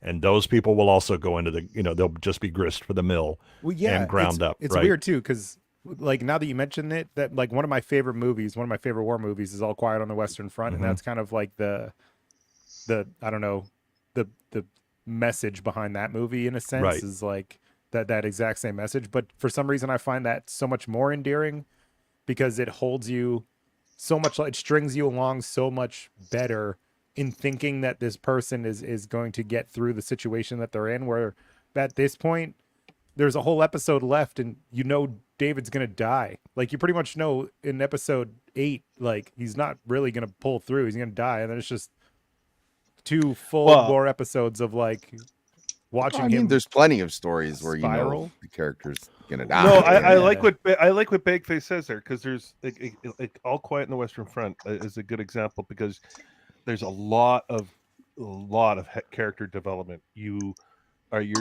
invested in those characters, and you're being empathetic and sympathetic to them. They give you hope that maybe they can get through it. This, you don't have that hope. It's right from the get-go, you're told like you're not gonna survive. You're like, it's like, and you see something special in David, but even as you're going through these episodes, everything's so fast, you don't get a chance to actually get to know David. It's really compacted, it's so fast with a lot of information, and you have this Romeo and Juliet kind of vibe with David and Lucy as well, but it gets lost in the mess that's happening in this series. It could be a really good series if it was slowed down a bit and played out a little bit longer. If I cared about David by the time he does all his sacrifice, it would hit. It would, but I don't. Yeah, I think there is a certain, they've compacted the story a bit, and as we're talking about, they skip, there's big time jumps, right? But I think it's because again it's narrowed down. But the idea is that these series were always going to be, there are no happy endings, right? Yeah, there's I think probably All Quiet on the Western Front, it overplays the oh, you have hope, and everybody kind of comes in initially at the beginning of the war thinking, hey, we're gonna roll through Belgium, and then we'll kick France's ass in about 8 days, and everything will be great. And then not so much, right? The better comparison from a war show is Band of Brothers, the Replacements episode, where the people come in and they're like, hi, I don't even fucking know your name. Yeah. You know why? Because you're going to be dead, and they're going to be replacing you in 5 minutes, right? I mean, what about the Great Escape? Does that kind of run off the same thing? Because a lot of those, because Great Escape again there's a huge amount of, they've lived for a long time. They're smart. They one guy manages to escape, that get back and bring some information and all that stuff or whatever. The ending of the Great Escape is more surprising in its that everybody gets shot or whatever. The Replacements thing, the whole world tells these guys when they come in, you're gonna die, right? We've replaced the slot that you fill. There's been 10 guys in that same slot, and because you don't know anything, and because of the way this thing is, you're going to get got. And the interesting part of the couple of episodes that focuses on that in Band of Brothers is, replacements get killed, but so do guys that have been there all the way since Italy, right? And so some just get popped right off the bat. Others make it an episode. You really kind of follow them as a character. They get got, and over little things, right? Because that is the brutality of the system that they're in, right? And the reality they're in. That is very much what the genre of cyberpunk is about, right? It's this dystopian system where people fight against it because it's kind of in our nature to fight, but you're fighting a losing battle, right? And the best you can do is heroism in the small scale for the time that you have. Well said. They're good one. Good one. A good one is my MVP, as Nas is saying, and he's like, "Fuck Gooch and BAGFACE." Well, again, I mean, it's a genre that it's not happy. You're not getting happy endings with this. You're not going to be if you don't appreciate the kind of slice of life this is giving you, right? And the the commentary that it's making about not only the individual but also the system and the relationship with that, and then some of the more interesting things about what is it to be human, what are the trade-offs you're willing to make, how much of your humanity are you willing to give up in order to have some success in this system. If that's not your cup of tea, this ain't gonna fit, right? Yeah. Damn, I love how deep we're getting with this episode, bro. Man, holy fuck. Some people's favorite. We movies, know, nothing. Some people's favorite movies have bad endings. It's like I mean, it's like the Logan. Did Logan have a good ending? You know, it's like Logan. I think so.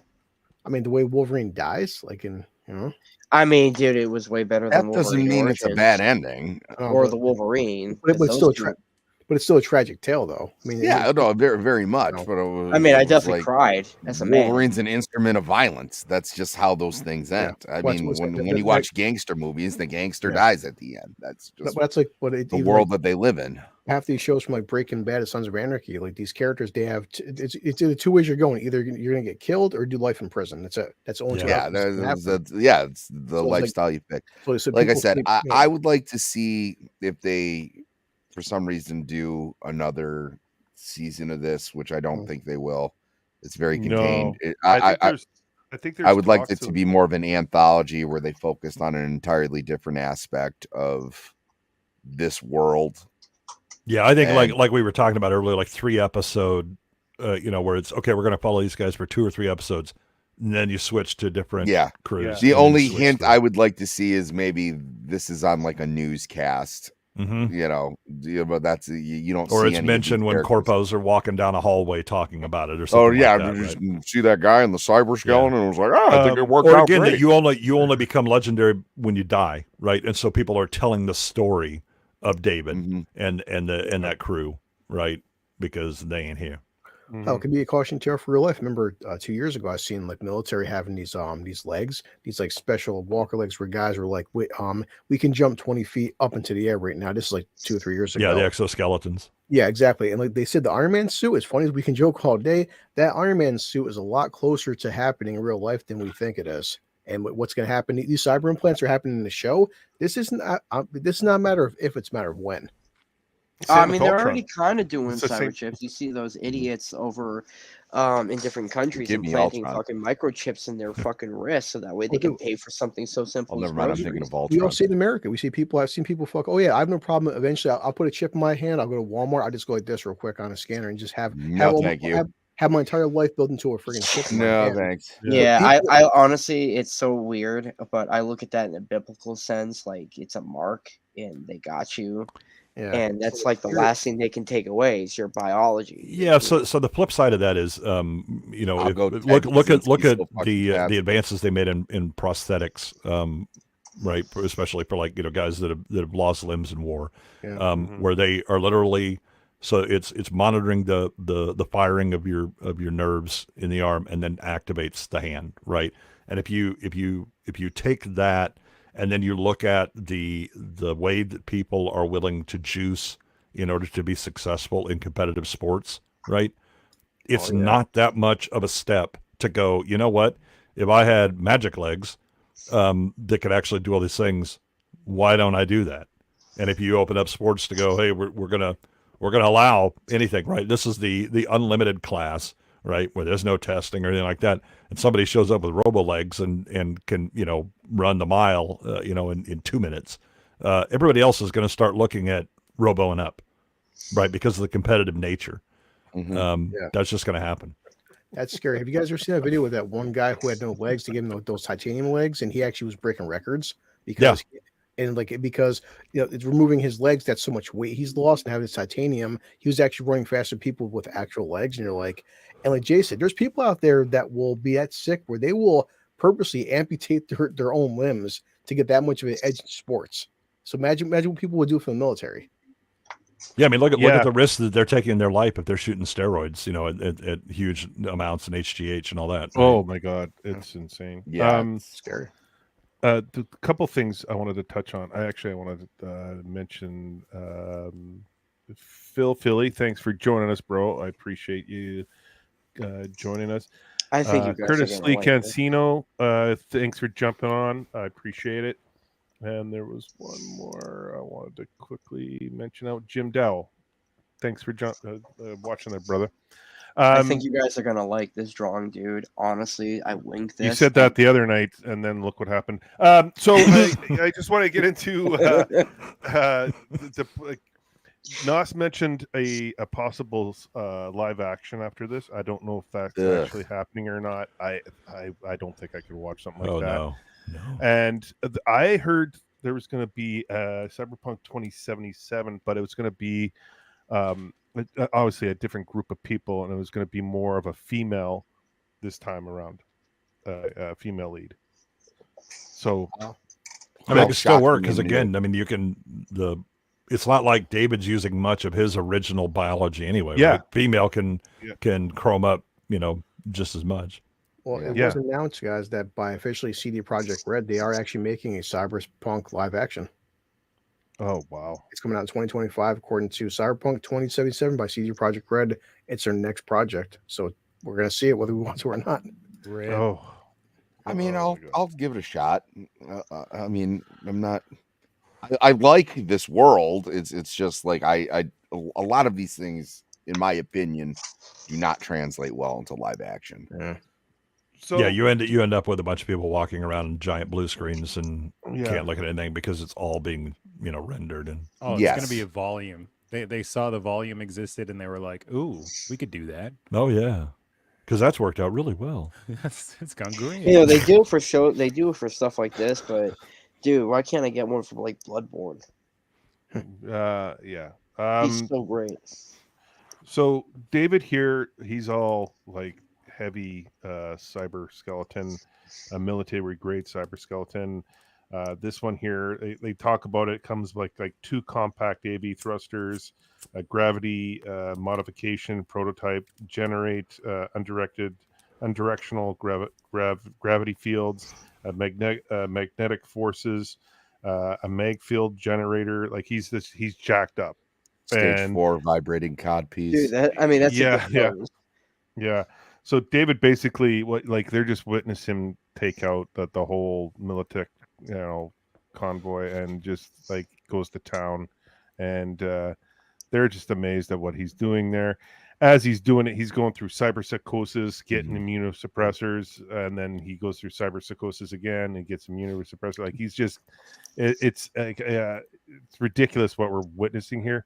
Yeah. And like even the shot right here, he's going to cyber psychosis, and then the immunosuppressors get jacked in, and you see him cough up blood and everything. With bloodshot at his nose too. It's like oh Jesus, man. Well, it's like they're pumping it. There's probably more immunosuppressors than blood in his veins at this point. Yeah. God damn. And it's kind of an insane sequence. Mm-hmm. It's also like how would you possibly think that this would be like a viable way to use, like, just make a mech suit at this point? Did you need this? Yeah. This is obviously insanity. But for him, it's like he's just a guinea pig. It's like this is going to adapt future technology.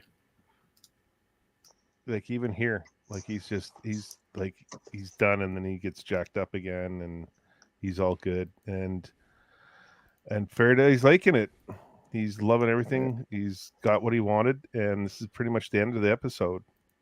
And that's episode 9 of Cyberpunk Edgerunners. So I don't even know if we need to do general thoughts because we pretty much gave them out throughout the episode tonight.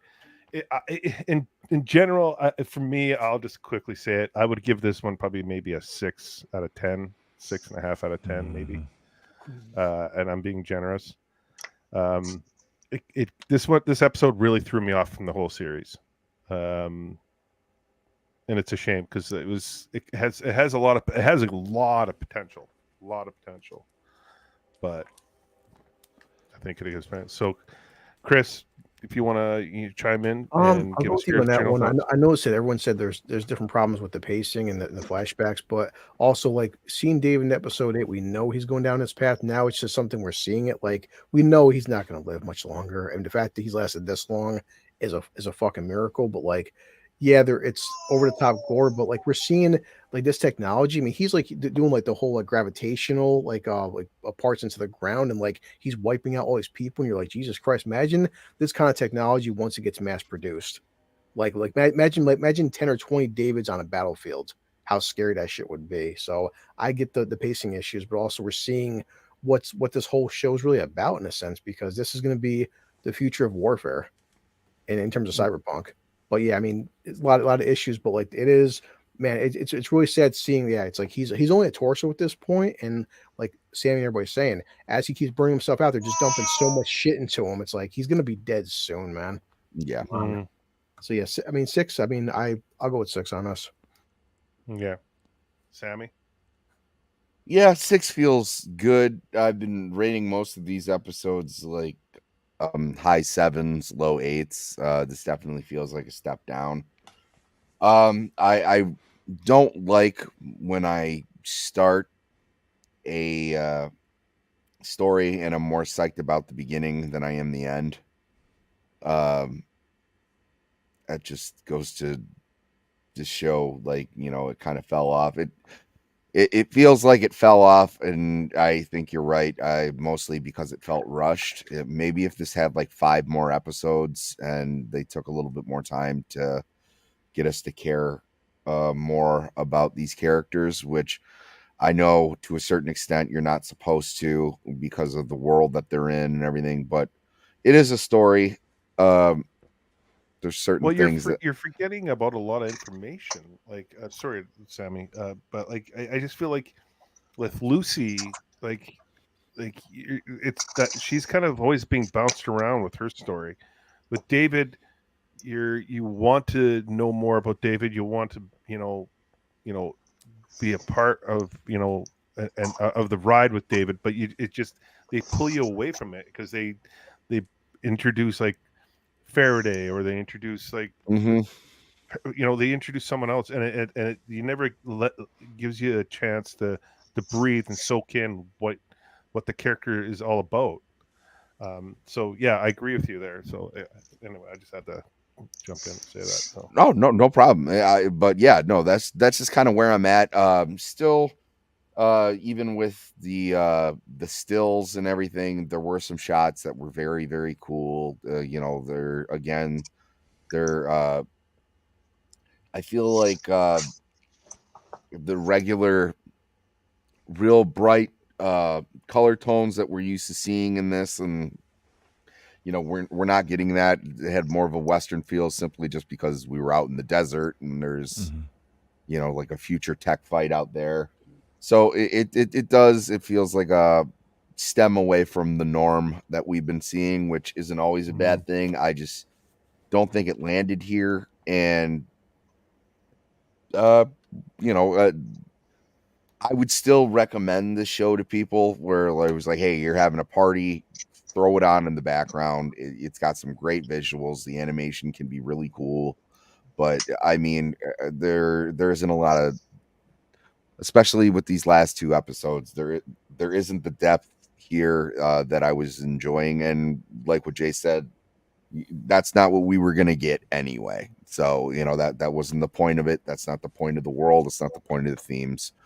And I guess it just, at the end of the day, it doesn't resonate with me. So, Mr. Goodwin. Yeah, I think so. You are still supposed to care about the characters. It's actually supposed to be frustrating that they suffer under this system, right? That they can do everything right and they're still just grist for the mill.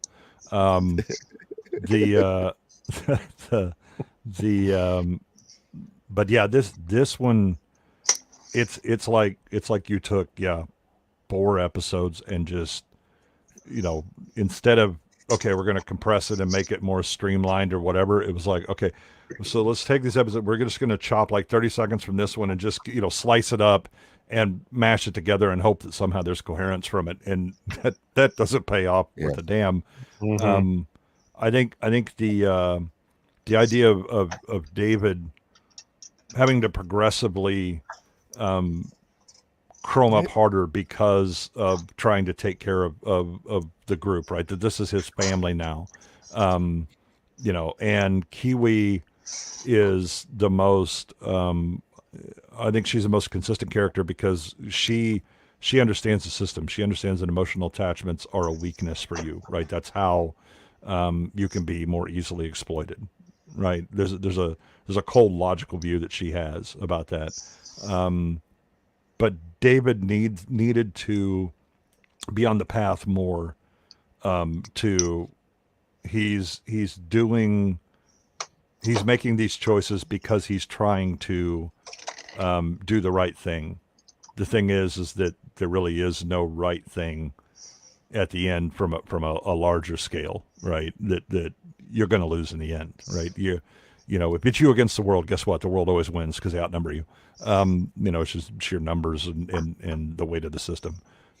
But his progression definitely should have been more prolonged. It would have made the emotional payoff of his inevitable doom because of this, right? That it really would have made it work. Instead, they skipped a lot of steps, and all of a sudden this is just a fucking wet fart.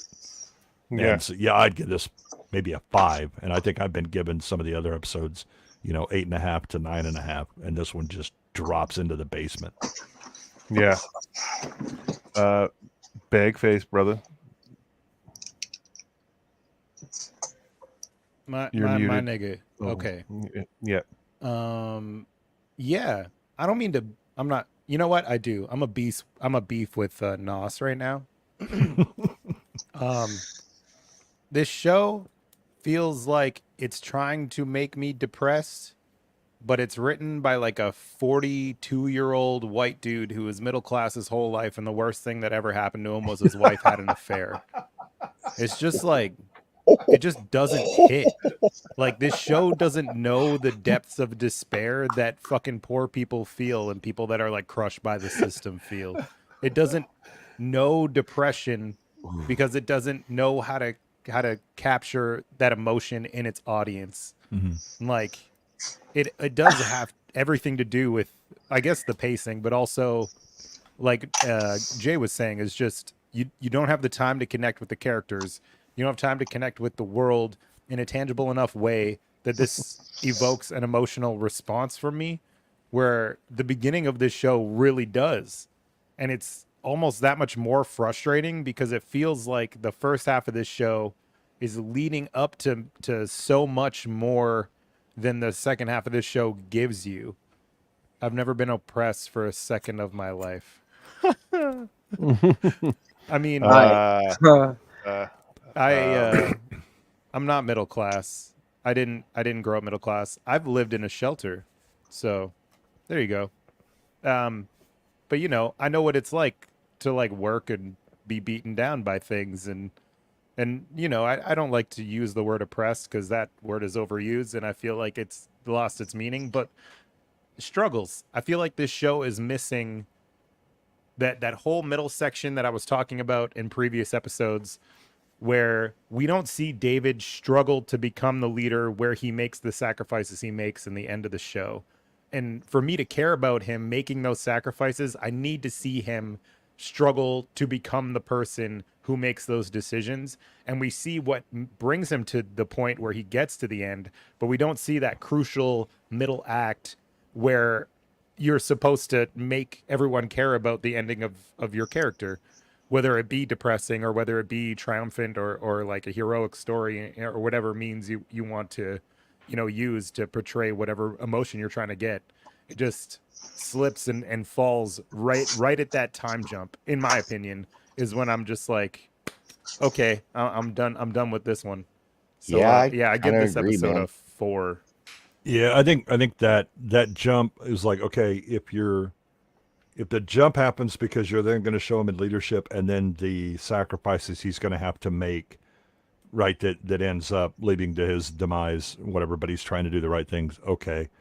That works, right? But the thing is that they do both the jump, and then boy, do they butt fumble this, this progression of him having to make these continuing sacrifices, trying to do the right thing. And we see the inevitable result, but he doesn't have another path and he's trying to do it. But again, you see him progressively he's getting more and more hemmed in, and he's making these sacrifices to try and save his people. But you get none of that. You get both no, I don't get to see you, your balls drop and you actually become a real man and run this thing, and then you're a man, but I don't even get to see, then you get hit by a bus. What the fuck? It really does fail on the emotional level. Gooch really hit it on the head when he compared it to Game of Thrones, because it's the exact same thing where Game of Thrones ended up, it all is leading to there. It's not like a big left turn that they make. Like, if you look at all the cards, you can see it. It's just like you sped run and missed a whole bunch of stuff right in the middle towards the end that actually makes me care about what is happening at the end, even though I know it's all leading to this point. That middle to like 75% of the way through your project. Yeah, the hard part, right? That's the hard part. Yeah, it's the 80-20 rule. Look at that first 80%. That's pretty cake, right? It only takes about 20% of the effort. It's that last 20% that takes 80% of your effort, right? And exactly. That's where they seem to have fallen down. Nice. I like that. So great insight, you guys. Now to Zach. He stayed awake. Look at him. He's dying. No, I was suffering. I don't know why. I got like. Let me see your hands, Zach. Let me see your hands. Yeah. Okay. All right. Okay. All right. Maybe a mini cold. I maybe got like a mini cold or some shit, but I'm getting out of it now because I usually get sick like once or twice a year. Twice being the most. So I think this was the first one. Do you have some comments for this show, this episode tonight, there, Zach? Yeah. I said earlier, I did like an artist choice. I did like the transitions between the flashbacks to how it was going through the car chase scene, because I feel like if you just did the car chase scene, then do a flashback or have the flashback before, I feel like the car chase would be a little bit boring. It's kind of like watching Death Race. That whole thing is happening like 10 minutes or more. But when I watch this car chase scene, it just seems kind of like boring. Like they were trying to do a Mad Max type thing with cyberpunk stuff, but I couldn't quite catch it or feel it. I don't know. I wasn't feeling it like all you guys are saying. It was an all right episode. I just kind of like was just going through the motion. I give it like a 6 out of 10.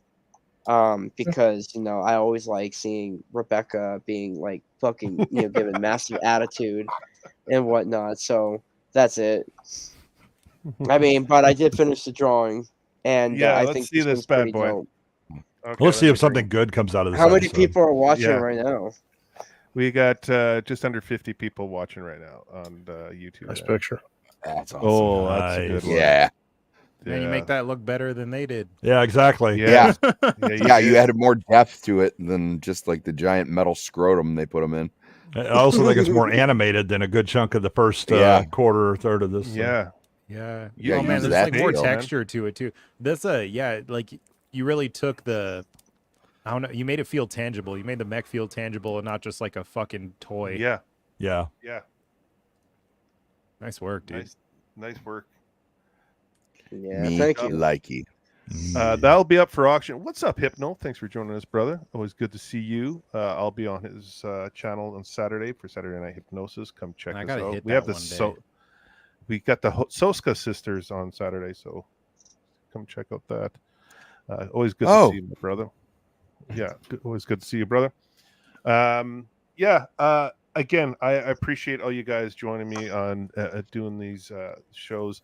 I just want to quickly mention, like, after next week, guys, next week is the finales for this Cyberpunk Edgerunners, episode 10, and Scavenger's Reign, episode 12. So those are the finales.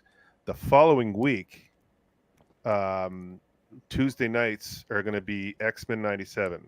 And I know Bag is down because that one's going to be a great one. Thursday nights is going to be anime nights, and that's going to be Demon Slayer, and we're tackling that one, and I can't wait to get into that one.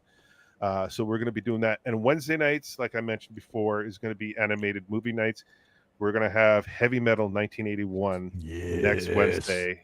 Yes, and we got Goodwin and Chris joining me on that one as well as long as Zach and Sammy.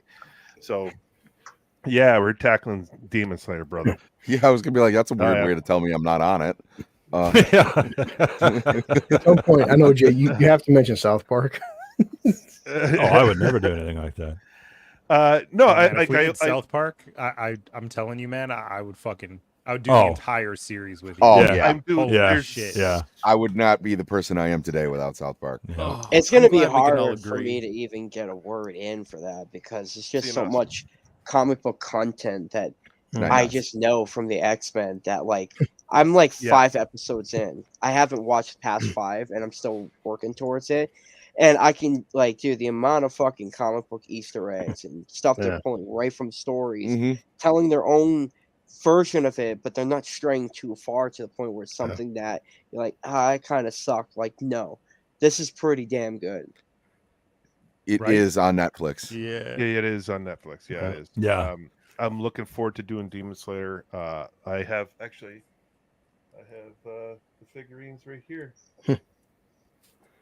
Somebody told me that it's like a guy who had to lock his sister up, that he carries her on a back in like a box. I'm like, what the fuck is that?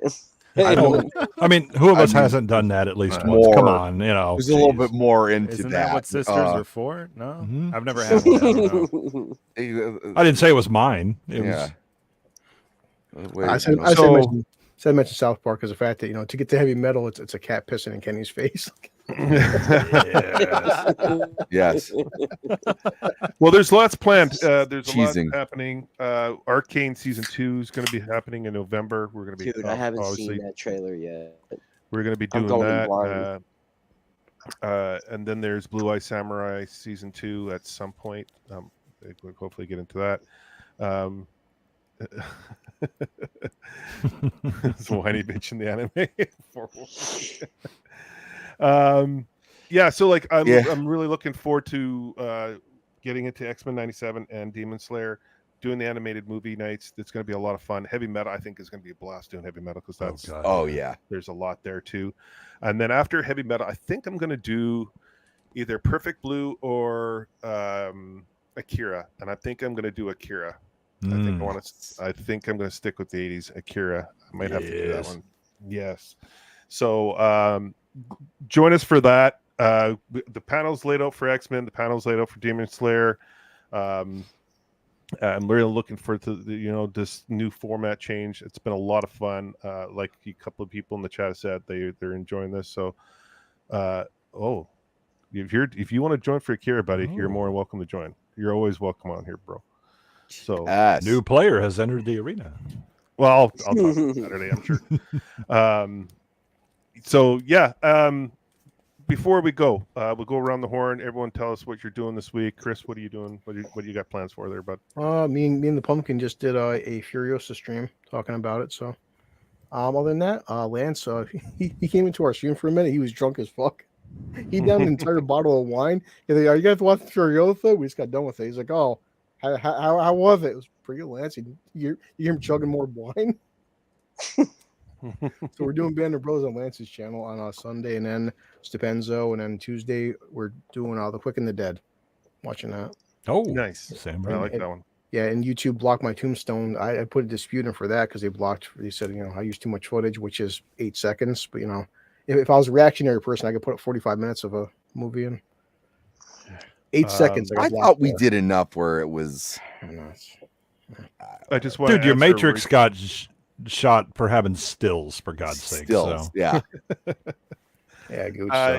Eraserhead, we are going to be doing a lot of Bakshi stuff. So, oh my God, yeah. So what else you got going on, Chris? Is that everything? Sorry, I pretty much it. Yeah. No, that's fine. Okay. At this point, just hanging out with all you guys. So.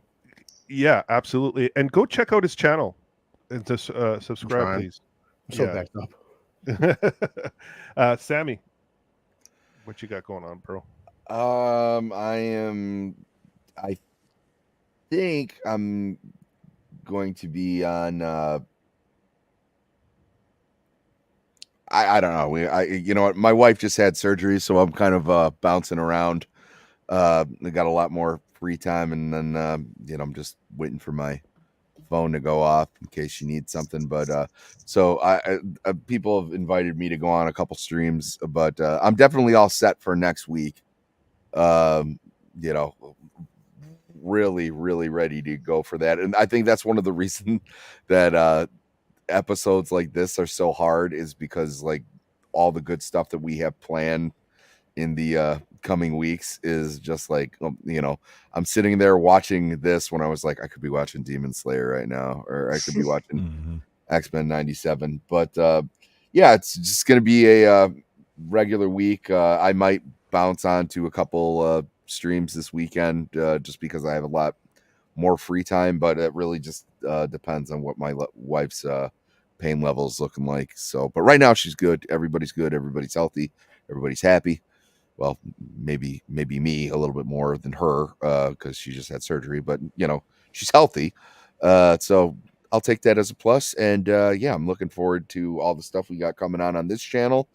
And then unfortunately after that I will be on Roman's channel, and we are starting the Acolyte, which I have a feeling I'm gonna like a hell of a lot less. So if you want to check me out, I still got my live album up. Someone called me a grifter the other day for trying to peddle my music, and I was like, I put it on YouTube for free. Dude, he was able to tell that 4D grift, man. I could see it. It was I see him working the angles. There. God damn, that's smart. Yeah. But that's what I got going. Awesome. Mr. Goodwin. I've got B-sides tomorrow. Then they'll be back here Thursday. Well, I'll be here Wednesday for heavy metal.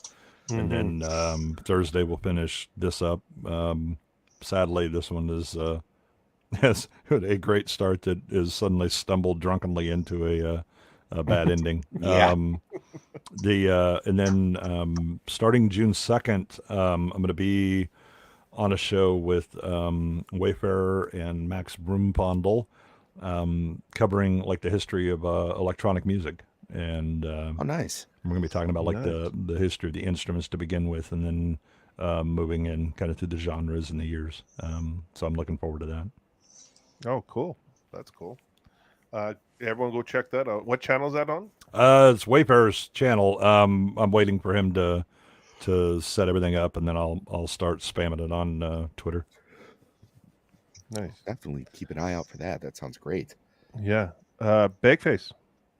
What you got going on? What up, baby? I'm just chilling, man. Doing videos for Scene Invaders. If you don't sub, you're missing out, because it's fucking good vibes over there. It's really nice. We got a good crew. We talk about things that we like.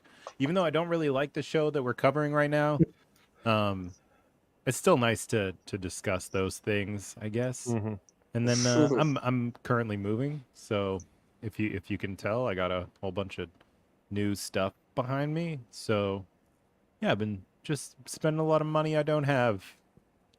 Oh, I thought you'd moved into someone else's house. That was what was going on behind there. It was like, I don't even know what the half of this shit is, because it's somebody else's. Yeah. It's partly that, but also like fitting my stuff in here. Oh, so wow. Yeah, it's been interesting, but yeah, I'm gonna get drunk and make BAGFACE videos soon. That's awesome. Yeah, good stuff. So just don't botch the ending. Come on, I've had enough of that lately. We want happy endings, BAGFACE. Come on, baby. My motto is always just finish as quick as I can, and no one complains. Exactly. I got mine. I mean, exactly. You didn't get yours. That's on you. But yeah, no, I'm looking forward to X-Men 97. So that's gonna be fun. We got a good crew for that. It's gonna be great. Yeah. For everyone that wants to know about X-Men 97 crew, it's Zach and Sammy are pretty much going to be on all the channels. Will be on all the channels, the streams. BAGFACE, Andrew are back together again. The Wonder Twins are reunited.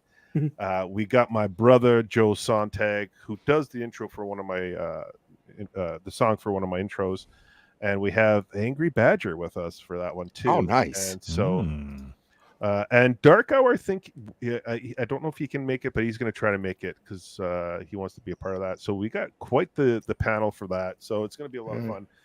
Demon Slayer, it's myself, the two guys I mentioned before, and Nadia. And I know, Jay, you mentioned you're going to watch it again, and you're not sure if you're going to join that one, but yeah, I'll let you know. I'll let you know in like a day or two. I think the anime one's going to take off because like I said, like to you guys earlier, like they did a deep dive into the anime reviews, and no one's doing what we're doing. So I think it'll be a lot of fun. And of course, the animated movie nights. These guys are all going to be a part of the movie nights. I know Chris is going to be here next Wednesday for Heavy Metal. He's going to be a part of some other episodes, I'm sure. Whenever you do Iron Giant, man, just that's on the list. Oh, that one's going to be coming up soon. I can tell you that. Zach, what do you got going on, brother? Honestly, I'm just I ordered my books this morning. The books, the orders for that, so I just got to go to a PDF review for them, and then they just go immediately to print. I should have my books, my first issue, in 3 weeks, no less, and should be no more. And so I'm super excited about hitting that. I'm also excited about being part of the future shows like X-Men and whatnot. And it's it's funny. I'm not a TV person. I don't like watching a lot of TV. I know a lot of stuff, and I have seen it growing up. But when I got older, I'm just not into sitting down watching episodes and shit like that. But I swear, man, every single time I'm watching a show, it's a fucking banger. And I'm also excited, because I haven't seen Akira, I haven't seen Demon Slayer, I haven't seen some of this stuff. So having to be forced to watch it in order for me to jump on the panel to talk about it, not only is it incentivizing me to go ahead and actually be like, well, damn, where the fuck have I been? Man, this stuff is amazing. And two, I get to get a small little chance of drawing something from that product and show everybody and just kind of get rid of it and let anyone have a chance to own it. So I get cool with that. Yeah. Some of the art in Demon Slayer, man, is just it's fucking beautiful. Yeah, man, I've yet to see it, so we'll see, man. I can't wait. See, that I love somebody that hasn't seen like some of these classics, and they're coming in with fresh eyes, right? And there's a reason these are classics, right? They are good no matter when you discover them. But that I'm really interested in seeing like your reaction watching that for the first time, because everybody I know has seen a lot of this stuff 100 times, right? And so you're like, when you're watching Heavy Metal, and then your interpretation of it and what you like or dislike about it, that's going to be really interesting to me. Akira is going to be a great conversation. Heavy Metal is going to be a phenomenal conversation. Yeah, just talking about the soundtrack alone for Heavy Metal is going to be oh my god. Yeah. So Gooch, you should plan on doing BTAs sometime. What's BTS? Remind me. Batman the Animated Series. Oh, yes. I did do a little video. I was fooling around and I did a video on the animated series. I have that down. I am going to do that at some point. Oh, we should do Mask of the Phantasm. That's on the list. Oh my god. Yeah, that was probably the only good one outside of fucking Sub-Zero. Like that was the only good. Under the Red Hood. Yeah, Under the Red Hood is one of my. Well, Under the Red Hood is wasn't part. It was. That's not BTAS though. Yeah. No. So if anything for BTAS, it was Mask of the Phantasm. Yeah, I agree with you, Eraserhead. The soundtrack is amazing. There's a lot planned. There's a lot planned on this channel, and I'm going to have these guys part of it. I want to have all sorts of faces on here, but a lot of them are going to be my friends that I plain and simple. I love chatting with these guys. Love you too. And then I'll also be on. Yeah. I want to thank everyone in the chat. You guys are awesome tonight. I appreciate all of you. Thank you for joining us. You make it a lot of fun for us. Even with the silly busting the balls, it's been great. And again, the panel, you guys are awesome. You guys, please take care. Have a great weekend. I'll be on Saturday Night Hypnosis on Hypnotics channel. Go check us out. We got the Soska sisters on there. And then next week, come join us. We got lots planned for next week. So Tuesday, Wednesday, Thursday nights, Diabolical Souls presents. Everyone take care. Have a great weekend. Ciao.